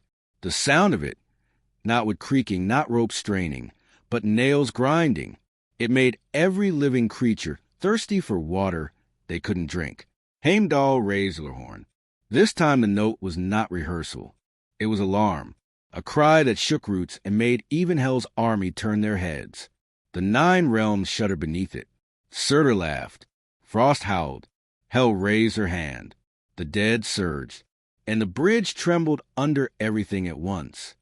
Thor and Loki came skidding back from the sea, longship spitting them onto Bifrost. Thor landed first, hammer blazing, striking the ground with a thunderclap that steadied the front rank. Loki followed, dripping salt and shame, eyes darting toward Naglfar. His jaw clenched, recognition without welcome. More family. Thor barked, "Don't." Loki snapped, voice sharp as glass. Baldur's light expanded, pushing Hell's front line back a pace. Freya gasped with relief. Tyr lifted his chin, blade high. Heimdall steadied the bridge with one glance. And Odin was gone. Silence tried to creep into the gaps, but chaos refused to let it. Surtur swung again. The Bifrost split another finger's width. Brock screamed curses hot enough to make a volcano blush. Eitri shoved cold through fissures. Sindri bled runes into stone. The frost giants shoved forward, spears glistening. Tyr caught one in his ribs, snarled, and pushed it back out with dignity. Freya's turned into a growl. Baldur's glow bent under shadow, but did not break. Hell whispered, "Balance," and her army obeyed. And then the horizon moved. The sea arched. Scales broke the surface like islands deciding to travel. A mouth wider than fjords opened, hissing venom into clouds. Jormungandr rose, not halfway this time, not a tease. The world serpent showed itself, and Midgard shook. Thor's grip tightened on Mjolnir. No more waiting. Loki's chain burned against his throat. No more lies. The longship shuddered as Thor leapt aboard again, hammer crackling. Loki followed, because he had no choice but to follow, and together they set out toward the serpent that waited to finish what prophecy had promised. Back on the bridge, Surtur raised his sword higher. Hell's army pressed harder. Naglfar scraped closer. Heimdall listened. Closer, closer, hand already tightening on the horn. Because when the serpent struck, when the wolf's corpse cooled, when the fire and frost squeezed, that would be the moment the horn sounded one final time, and the world would end. The sea had a spine now, a long black curve pushed up against the sky, and at the front of it, the serpent's head hung like a new moon that had learned to hate. Thor's stolen longship rode the swell, climbing a wall of water that didn't remember being liquid. Loki stood at the prow, the invisible chain warm against his throat, the taste of old salt and older promises on his tongue. "Speak quickly," Thor said, feet brace hammer bright, "or I speak with iron." Loki didn't answer at first. He watched the serpent watching them. Golden eyes, not mindless, weighing. It was always easier to fight a thing that wanted nothing but teeth. Harder when it wanted a father to stop lying. "Jormungandr," Loki said, not loudly, just clear, "I will stand with you at the end. But now I stand against you. Choose your hour." The serpent opened his jaws. Venom beaded along fangs like dew on spears. The hiss shook gulls out of the sky. Choice, it turns out, has a sound. Thor raised Mjolnir. He chose. Lightning leapt. The hammer smashed down on the serpent's brow. A sun striking a mountain, and the shock folded the horizon. Waves toppled over themselves. Foam fled. Thor's roar rode the thunder, pleased and terrible. Jormungand recoiled, not slain, insulted. The head whipped sideways. The boat spun. Loki slammed a palm against a gunwale and kept his feet the way liars keep secrets, by practice. Again, Thor growled. Not yet, Loki said, but Thor was already moving. The serpent lunged. The hammer met the fangs. Sparks sprayed green where venom touched lightning. The longship bucked, planks complaining in languages carpenters never learned. Thor laughed, not because it was wise, because he was himself. Back on the Bifrost, a different music. Surtur's blade came down, and the bridge sang that unbearable high note again. The dwarves beat blue and rode it back into shape. Frost closed from the far span with a shield wall thick as the idea of winter. Tyr held the left with one arm, and more stubbornness than most kingdoms can afford. Vidar worked like a quiet verdict, quick, clean, final. Freya's went lower, heavier. Not a melody anymore, a metronome that kept hearts from losing the beat. Balder moved where fear pulled, turning it into courage by touching it with the truth. Hel advanced her army a single pace and stopped. She was counting not bodies, not seconds, balances. Naglfar slid closer, hull rasping like a whetstone against the world. At its prow, the pale captain grinned wider, as if someone had told him the punchline to the last joke. Heimdall listened beyond the clash, beyond the roar, for a single seaman time. His fingers tightened on Gyllenhaal. When he breathed next, it would matter. Thor did not breathe next. He leapt. The hammer came down a third time, and Jormungandr dove. The blow hit water, carving a valley where no valley belonged. Steam ballooned. The boat dropped, then rose on a different swell, skating along a coil thick as a city street. Loki staggered, caught himself, laughed once, short, ugly, at how close laughter lives to panic. Left, Loki called. Thor went right, which, to be fair, is its own kind of left when you're Thor. The serpent's tail whipped past, a cathedral of muscle. The longship hopped like a flea. Thor planted, swung, struck, again and again. Each hit a statement, not a question. Listen to him. Loki said, to the thunder, to the serpent, to himself. On the bridge, the frost giants drove a spear line straight at Balder. He didn't dodge. He lifted his palm.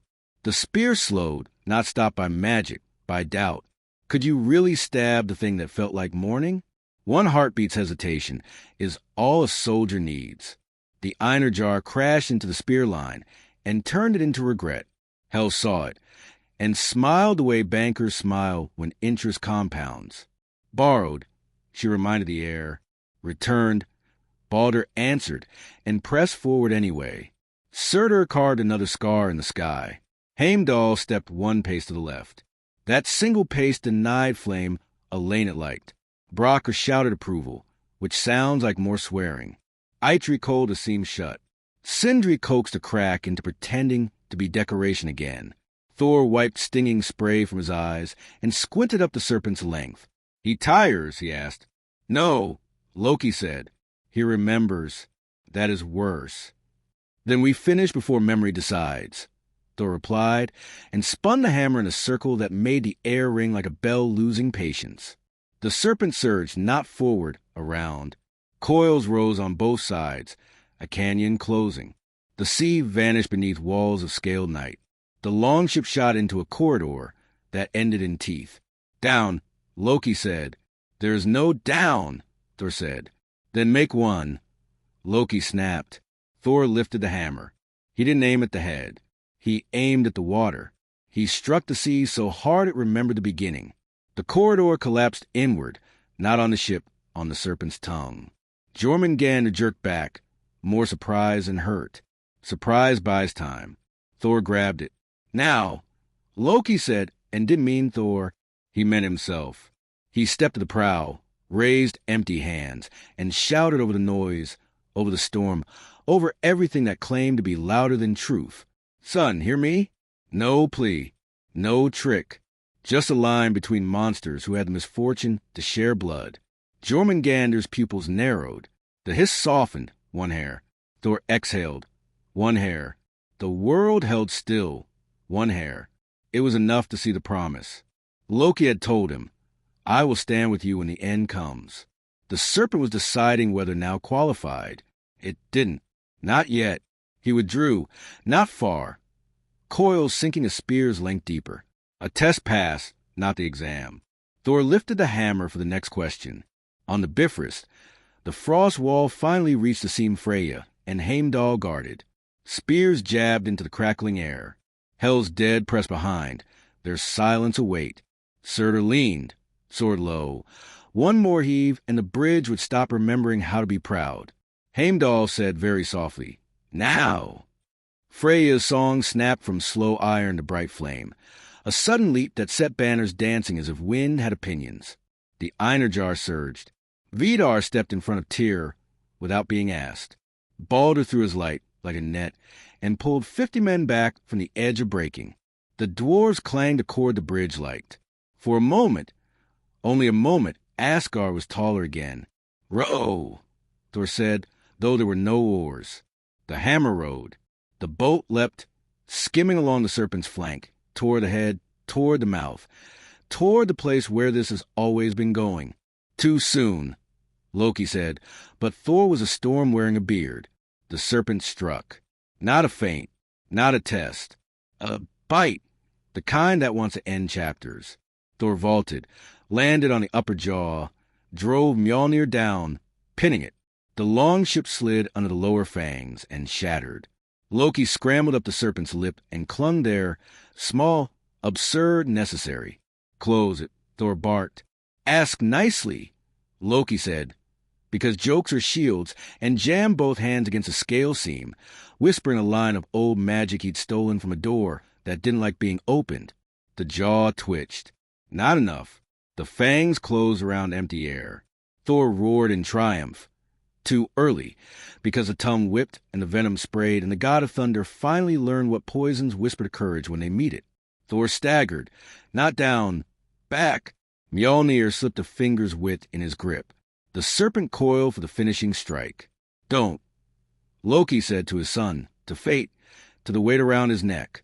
Jormungandr paused, again that hair, then curled away, drawing up, resetting. Why? Thor gasped. Because he heard me, Loki said, and because destiny enjoys foreplay. Speak less, Thor grunted, wiping poison from his jaw. Hit more. Trade, Loki offered, and ripped a strip of cloth from his sleeve, binding Thor's forearm with a loop of words that remembered being promises. The purple in the veins faded a fraction. You owe me. I already owe you the beating you deserve, Thor said. Collect later, Loki replied, and pointed. He breathes. The serpent inhaled. A pit forming between coils of sea and sky rushed into a chest the size of a country. When he exhaled, the world would feel it. The boat was gone. The only footing left was the serpent's back, and whatever could sculpt out a spray. On 3, Thor said. We jump. Since when you count? Loki asked. Since now, Thor said. 1. The serpent's pupils tightened. 2. Heimdall heard it, everything aligning, and lifted the horn to his lips. 3, Thor said, and they leapt. Thor went for the eye. Loki went for the angle behind the jaw, where venom's sacs whispered to teeth. The hammer fell. The hand plunged. The serpent exhaled. On the bridge, Surtur swung. Hel pushed. Frost crashed. And the dwarves sang the loudest wrong note they had, because sometimes the wrong note is the only one that saves a song. Heimdall drew breath. The hammer struck. The jaw spasmed. Venom erupted, not out, inward. The serpent convulsed, reared, and smashed its own face into the sea. A wall of water leapt up and ran for the shore, eager to tell Midgard what it had seen. Thor was thrown, spinning, then caught himself on a ridge of scale by sheer refusal to die responsibly. Loki slid, caught, dangled, laughed once, a mad bright shar sound, then hauled himself back on. It works, Thor coughed. For now, Loki said. Then do it again, Thor replied and smiled, because battle is just work with better stories. Again, Loki agreed, and somewhere deep in his chest a chain clicked. Not looser, truer. On the Bifrost, Naglfar's prow kissed the span. Dead hands reached. Balder stepped forward, light raised. Freya's broke and became a shout. Tyr planted his feet. Vidar braced. Surtur lifted his sword for the swing that would teach the bridge humility forever. Heimdall's lungs were full. Every choice paid. Every promise due. The horn began to sound. Gjallarhorn sounded. Not a note, a law. It didn't echo, it reshaped silence. It wasn't loud. It was everywhere. Mortals in Midgard dropped their tools, their bread, their children. Giants in Jotunheim froze mid-step. Flames in Muspelheim sputtered, surprised to be reminded of obedience. Even Hell's dead paused, not from respect, from recognition. This was the sound that told all creation. The end has clocked in for its shift. The Bifrost trembled under it. The cracks along its colors glowed, then steadied, as if proud to host the apocalypse properly. Odin was gone. Fenrir was gone. But the horn made clear the play still had acts to finish. Naglfar slammed into bridge. The impact rang through bone and banner. The hull split the guard line, and dead soldiers poured forth, climbing, crawling, clawing, spilling like shadows trying to remember bodies. At the prow, Loki's pale son raised his hand, and the horde obeyed without question. "Brother," the captain called across the chaos, eyes fixed on Loki. "You told me once that death was just another stage. Well, welcome to the audience." Loki stiffened. "I tell a lot of things," he muttered. Thor, locked in thunder and venom on the serpent's back, barked a laugh anyway. "He's got your smile." "Shut up and keep swinging," Loki shot back. Thor and Jormungandr. The serpent's breath came, and it wasn't just air. It was poison made into atmosphere. Waves blackened. Birds fell from the sky. Thor coughed, spat blood, and swung harder. Lightning stabbed into scale, tore into eye, ricocheted off bone. Jormungandr hissed, the hiss rising until it became a scream, one that Midgard heard in its sleep and mistook for earthquakes. Thor's muscles trembled. His veins burned purple where venom kissed them. Loki, clinging behind the serpent's jaw, pressed his palm against the sacks of poison, whispering words that were never meant for family. The chain at his throat seared. "Choose better," he told himself, forcing venom to burst sideways into the sea instead of Thor's veins. The ocean boiled. Fish surfaced belly up for miles. Midgard's coast drowned in waves taller than temples. Still the serpent fought. Still Thor struck. Still Loki held. On the Bifrost, Balder was light, but even dawn has weight. He strode into the dead, palm raised, voice steady. Each step he took returned memory to those around him. Faces, names, children, songs. Some faltered, stumbled back into Hell's line, clutching at scraps of humanity. Hell frowned, not with anger, with irritation, the way an accountant frowns when the math refuses to balance. "You cannot keep them," she said. "I don't need to," Balder answered. "I only need them to remember once." Hell's army surged anyway, and Balder's glow dimmed at the edges. He pushed forward, smile soft, eyes sharp. Frigg watched from the rear, her grief stretching new cracks in her heart. She whispered his name like a prayer, already halfway to a sob. Freya sang, but the hymn was gone now. It was a cry, harsh and raw, reminding warriors that their bodies were still alive even when their hope wasn't. Tyr swung his sword one-handed, arm bleeding, side pierced, eyes still defiant. Vidar braced, a wall with no patience for collapse. Heimdall blew the horn again, and the note bent giants double. Surtur lifted his sword, higher than before, higher than ever, and brought it down. The blade carved sky and bridge both, flame exploding outward. The dwarves screamed and struck.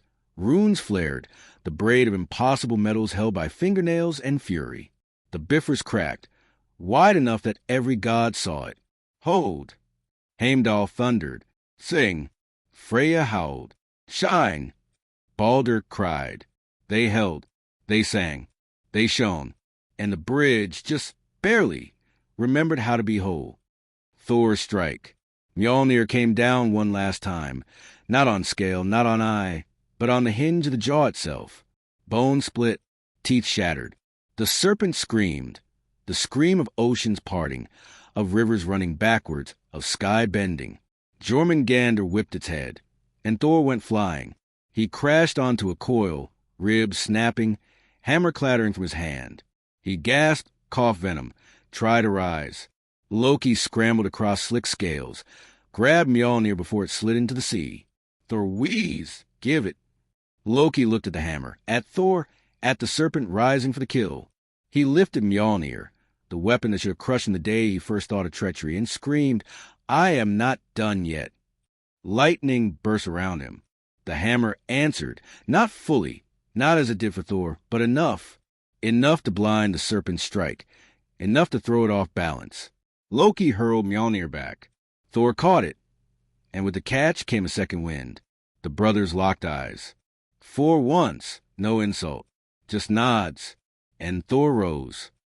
The wolf was dead. The serpent fought. The fire swung. The frost pressed. The dead marched. The horn sang. And for one impossible heartbeat, all of it balanced. The end, not yet, but closer than breath. Thor charged again. Balder held the dead. Freyja screamed another hymn. Tyr bled and struck. Vidar stood. Heimdall blew. Surtur grinned. Hel counted. Loki whispered, and the serpent inhaled. The next breath would drown Midgard. The next swing would break the bridge. The next note would end the 9 realms. The serpent inhaled, and the world flinched. Oceans reared back, pulled toward the beast's lungs. Rivers drained like veins cut open. Clouds bent inward, sucked into a mouth wide enough to be a new horizon. Mortals clutched at air that no longer wanted to belong to them. Even gods staggered as their chests remembered what drowning feels like. Thor did not stagger. He braced, hammer raised, veins burning black from venom, eyes mad with purpose. "Breathe your last, beast," he roared. Jormungandr exhaled. Poison, not mist, not gas. Liquid hatred turned into air. It poured out, heavier than storms, sharper than blades, thicker than night. The sea boiled where it touched. The bridge sizzled, runes dimming, dwarves cursing in voices too hoarse to matter. Men dropped screaming. Giants howled. Fire shrank. Ice cracked. Even Hel's dead faltered, their silence briefly broken by the memory of pain. Thor plunged forward, straight into it. Lightning wrapped him, not to shield, to compete. He coughed, he bled, he roared, he swung. Mjolnir smashed against scale and bone. The serpent reeled. The venom seared his skin, veins, lungs, but still he fought. This was not survival. This was promise. Thor had always sworn to kill the world serpent, and prophecies are picky about being honored. Loki clung to the serpent's ridge, coughing black, eyes watering from the poison. He wanted to run. Gods! He wanted to vanish, but the chain at his throat yanked him forward. Choose better. He leapt down beside Thor. Not swinging, not striking, weaving. He whispered lies to venom, tricking it into sliding sideways through Thor's blood.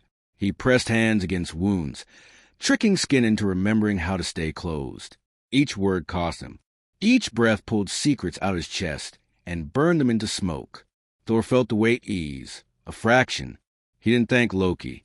He didn't need to. Their eyes met once. Enough.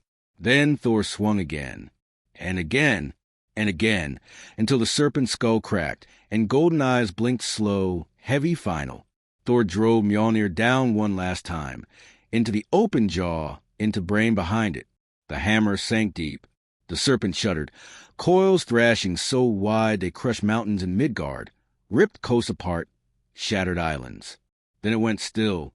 Jormungandr, the world serpent, was dead.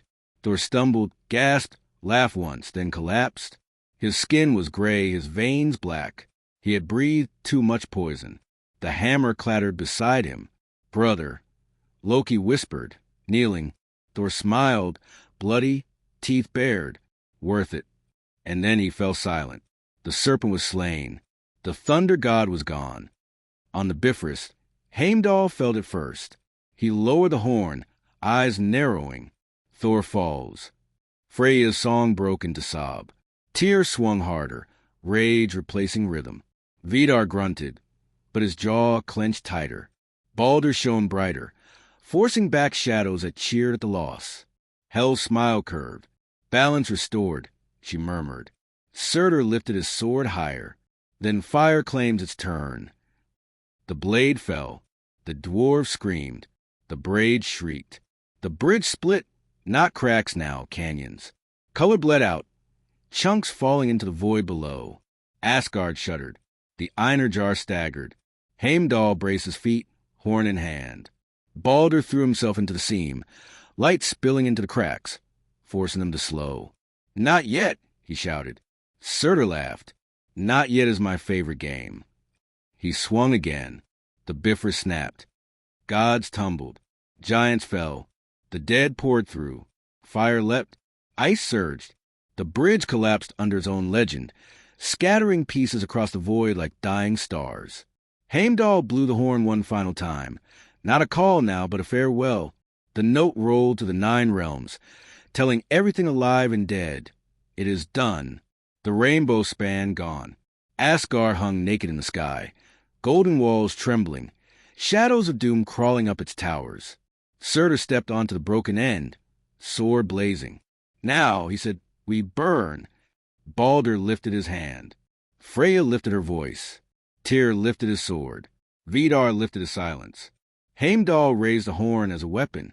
Loki raised nothing, only his eyes wet, burning, guilty.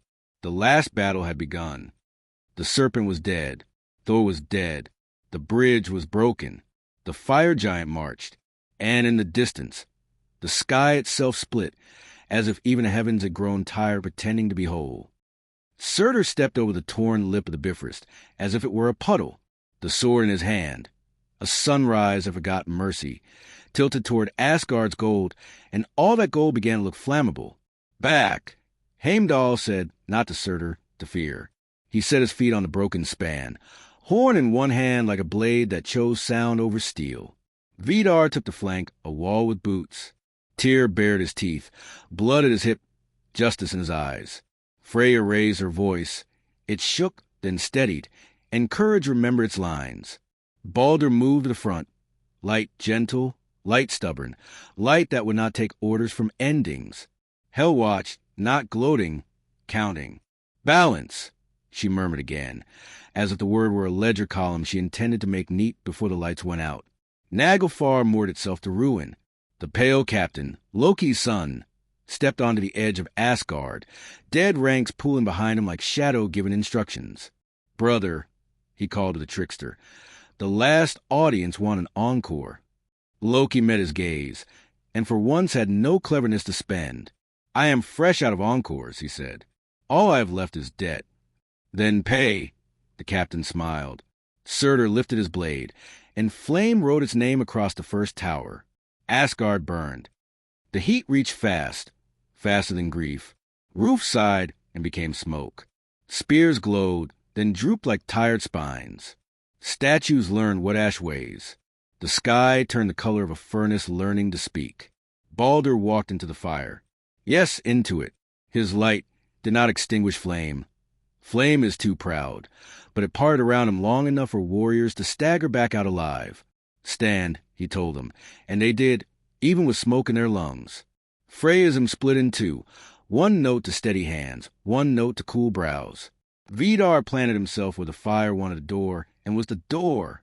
Tyr met a frost jarl in the square, and put him down with a single, honest stroke. When a second jarl came, a hound came with him. Not a dog, not a wolf. Something older that had learned to love grave dirt. "Garm." Tyr said greeting or sentence, hard to tell.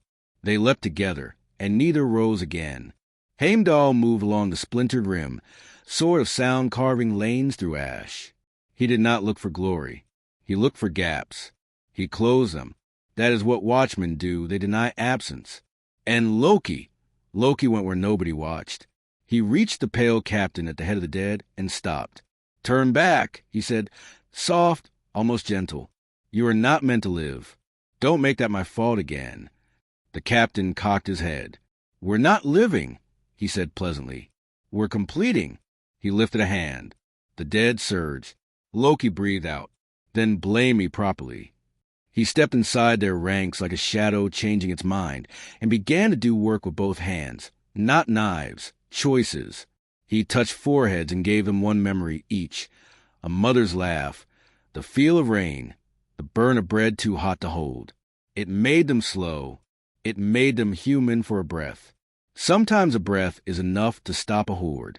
Clever, the captain said, but you've always been clever. Not clever enough to keep what I love, Loki answered, and for once, the joke didn't arrive to rescue him. Surtur's sword climbed. Higher. The air shuddered like glass in the throat. He brought the blade down toward the palace, toward the tree, toward the place songs point when they need a roof. Heimdall was already running. With me, he said, to no one in particular and everyone at once. Vidar was there first, of course, knee-braced, shoulder under a beam that wanted to crush a line of wounded. Freya's voice reached where Flame had forgotten to be kind and made it hesitate. Balder put his palm to the sword's heat, not to stop it, to slow it, and light flickered across steel like dawn remembering how to argue. The blade still fell. The palace took the wound. The tree trembled. Not the world tree, not yet, but a lesser trunk, a cousin, a symbol. Symbols bleed differently. They bleed meanings. End it, the pale captain whispered to Loki. End the pretense. Loki looked past him, past the fire, to Heimdall on the shattered edge. Horn in one hand, sword in the other, eyes on everything. They had always disliked each other on principle. The liar and the listener. Principle, it turns out, is a smaller word inside the end. Come then, Heimdall said, not boast, invitation. Let's finish the argument. Loki nodded once. At last, something honest between us. They met in the burning square. It was not pretty. Heimdall fights like sentences fight, precise, unforgiving, necessary. Loki fights like questions fight, curved, slippery, annoying. Truth and trickery learned they had the same reach. Sparks flew, from steel, from wit, from old grudges that finally found a day with no tomorrows in it. You always wanted the last word, Heimdall said, driving Loki back a step. I wanted the best one. Loki corrected, slipping in, nicking the watchman's ribs. You're welcome to your last. Take your redemption and go, Heimdall snarled. You've earned the right to die somewhere else. Not today, Loki said, and fainted with the ear listened instead of the eye. It worked. It also cost. Heimdall's riposte found Loki's side. They staggered apart. Two men bright with blood and prophecy. Choose, Heimdall said. I did, Loki answered. They lunged together, twin lines meeting in the center of a page, and both fell. The liar did not deny it. The listener did not announce it. They understood each other finally, which is another word for ending. Hell watched their bodies and nodded once, a bookkeeper closing a ledger. Surtur strode through flame that had started to enjoy itself too much and reminded it who owned it. The sword lifted a final time. Balder stood before him. Not tall enough. Not strong enough. Enough anyway. Stop, he said. Why? Surtur asked, not unkind, simply utterly unpersuaded. Because there will be something after, Balder said, and it will judge you by how you finish. Surtur considered, the way a bonfire considers whether pretended is a candle. Very well, he smiled and swung cleaner. The palace fell. The great hall opened to the sky like a mouth that had finished a long song and didn't plan another. Towers slumped. Gate sighed. Asgard! That bright word, learned to be past tense. Heimdall did not rise. Tyr did not rise. Vidar did, barely, and dragged three more from under burning stone, because silence is a stubborn kindness. Freya sank to one knee, voice gone, hands raw, eyes bright with the fury of women who have already buried too much. Hell turned away, invasion complete, balance satisfied, work ethic impeccable, and Balder, borrowed, beloved, stood in the ash, breathing in smoke and decision. Time, said a voice behind him. Hell's not cruel. You were lent. Balder closed his eyes, then opened them on Freya, on Vidar, on the small ring of living who looked to him because the world is rude enough to keep asking the gentle to lead. I know, he said. Come, Hel said. Wait, Balder answered, and turned to Freya. Sing once more, not for victory, for memory. Freya's ruined voice rose, broken, beautiful, naming what had been. Names are bridges when bridges are gone. Hel listened, and did not interrupt. When the last name left Freya's mouth, Balder nodded to Hel. Now! They walked toward the shadowed gate that opened where the palace had collapsed. Queen and borrowed prince. And the dead parted for them with respect that wasn't requested. Surtur lifted his face to the wind. Finish, he told the fire, and Asgard obeyed. The golden city burned, not as punishment, as conclusion. Sometimes endings don't hate. They merely complete. What remained? A sky torn and tired. A sea still boiling over a dead serpent. A valley where a wolf had stopped moving. A bridge that had forgotten its colors. A horn cooling in silent hands. A hall of ash cradling a promise that hadn't yet remembered it was won. Freya knelt beside Vidar and the handful of living. Einarjar scorched and laughing because they had nothing else left to try. She touched the ground. It was warm, not from fire, from underneath. Something old beat there. Not a drum. A root. Listen, she whispered. They did. Beneath ash, the faintest tremor. A pulse. A seed daring itself. A shoot that hadn't cracked yet. A little green thought rehearsing its first word. Surtur turned, as if he too heard it, and smiled a smile that did not know tenderness. There is always something to burn, he said. Not always. A voice answered. From the smoke, from behind the ruin, gentle, bright, unbearably patient. Balder was gone, but the voice had his temperature. Two figures stumbled out of the colonnade that shouldn't have survived and somehow had. Not gods, not warriors. Man and woman, soot-streaked, shaking, alive. They looked around with the terror of deer and the awe of first sunrise. They clutched each other like tools. They were small, wonderfully, usefully small. Freya's smile cracked, exhausted, defiant. There you are, she breathed. Hel paused. Count interrupted, Ledger surprised. Not mine, she said, and the tiniest respect crept into her tone. Surtur raised his sword, because that is what Surtur does. And somewhere below the ash, the root beat once, louder, as if daring fire to try. The wind changed, one hair. The smoke thinned, one hair. The green thought pushed, one hair. And far away, where the sea had stopped hating the shore for a moment, a gull decided to live. The blade began to fall. Epilogue, afterlight, the blade began to fall, and then the wind remembered mercy. Not enough to turn steel aside, just enough to make flame blink. Sometimes that is all a moment needs to change its clothes. Surtur's sword kissed air where a city used to be. Ash leapt up and became cloud. The Fire King raised his weapon for a final flourish, but endings tire, too. Even destruction has wrists that ache. He stood in the glow of his own work, satisfied in the way a storm is satisfied. Not joyful, not cruel, only complete. What he left behind was not nothing. Nothing is tidy. This was aftermath. Complicated, noisy in its quiet, refusing to be summarized by ash alone. The man and the woman, soot-marked, eyes wide, stood at the edge of a world that had been broken for their convenience. They didn't know the word Ragnarok. They knew wind. They knew smoke. They knew hunger learning their names. They were small enough to survive big things, which is one reason small things keep happening after big ones finish. Freya watched them. A goddess would sit on her cheek, and a song worn down a thread. She did not approach. She did what midwives do when the infant has found breath. Step back far enough for the future to invent itself without supervision. Vidar lifted a fallen beam once more, because he had hands, because someone needed shade. Heimdall slept where he fell, horn cooling at his side. The listener finally permitted silence. Tyr lay with Garm, equal in their stillness. The bright line of justice pulled straight at last. Hel counted the accounted. Numbers balanced, ledger closed, and turned away with professional courtesy.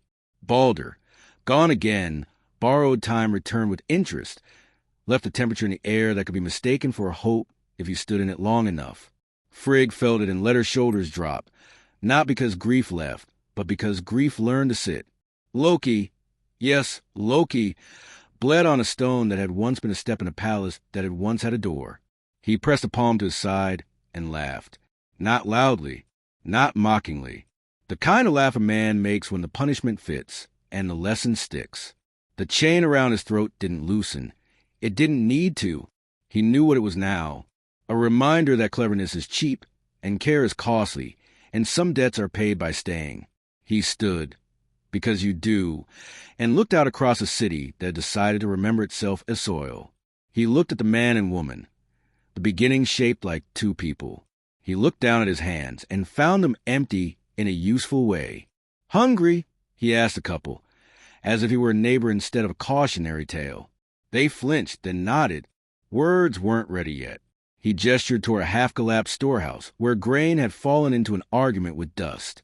There, he said, we'll persuade it to be bread.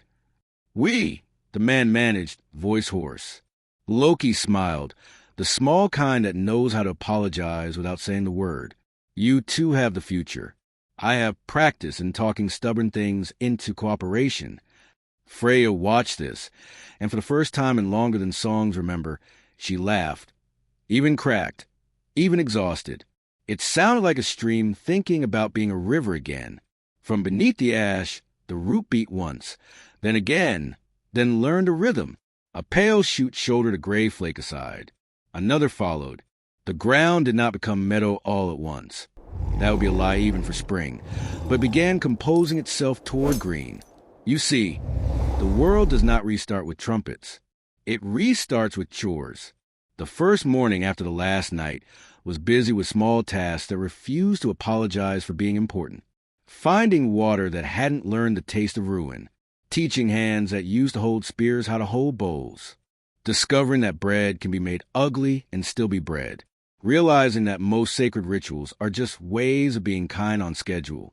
Freya showed the woman how to plait reeds into a basket that didn't need to be beautiful to be useful, and ended up beautiful anyway.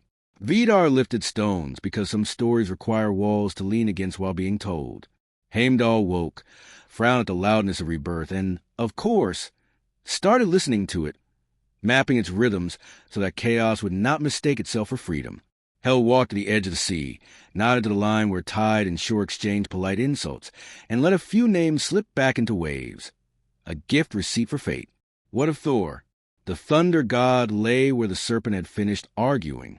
The sea washed him twice, kissed his brow like whether saying goodbye. Mjolnir sat beside him, heavy, quiet, sincere. No hand lifted it. None tried. Some things are only stories after they've been tasks, and the task was done. The clouds rolled, and for a breath the sky felt too large without his noise in it. Then distant thunder muttered, not him, the habit of storms practicing, the world remembering its own lungs. That, too, is a kind of afterlight. Odin, gone, and with him the weight of knowing too much. In the space he left, choices felt lighter. Not easier, lighter. A raven circled once and landed near the new couple, cocked its head, and decided pragmatically to supervise crumbs. Surtur? He looked down at the green daring to be idea and considered lifting his sword again. But even kings of fire understand quotas. The sword lowered. There will be later, he said, which is how tyrants say goodnight. He walked away, and wherever he walked, heat whispered the threat of memory. Threats weaken when turned into jobs. The earth made it a job. Grow, it told the shoot. The shoot agreed. Days broke. Timidly at first, as if days themselves were worried about causing offense. The man and woman learned the grammar of tools. A shelter rose, lopsided, earnest. Smoke learned the angle of their roof. Bread got better at being bread. Water remembered to be cold in a cup. Hands learned where to rest when work was over. At night, because night still happened, even after the night, stories began to inch back toward mouths. The first ones were about practical miracles. The time a spark became a fire on purpose. The time rain arrived before despair did. The way a root tasted when you hadn't had a root before. Then slightly larger ones. A silent god who lifted stones without asking for thanks. A woman with a voice that could coax the day into standing straighter. A watcher who knew where danger preferred to hide and closed that door politely. a prince of light who had left but had somehow taught the air to be kinder. And eventually, because the human tongue can't help it, they told stories of the ones who had been gods, not as orders, as thanks. Children, yes, they happened, because everything else is just rehearsal if children don't happen. Learn their names the way you learn where water keeps itself. Thor became the sound you make when you carry something too heavy anyway. Odin became the word you say before difficult decisions. Freya became the habit of mending. Tyr became the moment you square your shoulders before stepping forward. Vidar became the silence that holds a door rather than demands it. Heimdall became the feeling that wakes you when danger hasn't arrived yet, but is trying to. Hell became politeness you owe to all endings, and the accuracy you owe to grief. Loki became two things at once, which suited him. He became the warning, and he became the reason warnings sometimes turn into help. He kept his promise, by the way, the one he made to his son beneath a sky filled with teeth, to stand with him at the end. Ends are allergic to calendars. Another will come. When it does, someone who looks like a trick and works like a penance will be there, holding the match where it burns his hand more than yours. But that is not this world's problem. Not yet. This world had fences to weave and winters to outsmart and songs to relearn without boasting about them. The man and the woman named the first place they didn't leave. It was not a grand name. It meant near the river, in the kind of language you can teach to a hungry dog. Grand names will come later, after maps, after kings, after disagreements. For now, near the river was enough. Freya took them to the ash where a hall used to argue with shadows, and buried 3 seeds with a palm slow as prayer. Grow, she said. Be shade. Be fruit. Be memory that can be eaten from the sea. A scrap of serpent scale washed up and became a bowl when someone asked it nicely from the ruined square. Heimdall found a stone that would not roll and declared it the place where people should stand when they had something brave and inconvenient to say. From a fallen tower, Vidar pulled a beam and carved it until it decided to resemble a bench. Tyr's sword, retrieved by hands that had only just learned how to hold anything, was set above the door not as a threat, but as an argument for fairness. Hell, visiting at the edge of fields the way frost visits autumn, nodded at the rose and left them alone. Balance likes work. And Balder? Sometimes at dawn, when fog fumbles its own feet and birds forget how songs start, a light wanders the new paths and checks the hinges of doors. Mothers swear it is him. Fathers pretend they do not. One evening, because evenings continue, the couple sat by a small fire that didn't aspire to be a prophecy, and the man asked, "Who will tell the children?" "Tell them what?" The woman said, hands busy teaching nettles to be soup. "Everything," he said, gesturing at the sky, the smoke, the inconvenient size of the universe. The woman thought, which is the best way to start a story? We tell them the small things first. She decided how to listen to a pot, how to stand when the wind is wrong, how to be gentle with animals that don't owe us. Then, if they still want more, we tell them about gods. She smiled, and we tell it like a warning that became a lullaby. They ate. They laughed once, the kind of laugh that regrets nothing. The stars came out, inexpert but eager. Somewhere, a fox tried to steal a chicken that didn't exist yet. Ambition is contagious. Loki sat a little apart, watching the fire the way men watch mirrors before they admit they are mirrors. He took a breath to say something clever, then didn't. He stood, walked to the edge of the new field, and pressed his palm into the dirt. "Don't forgive me," he told it. "Just use me." The ground, being busy, accepted. Dawn came, shy then bolder.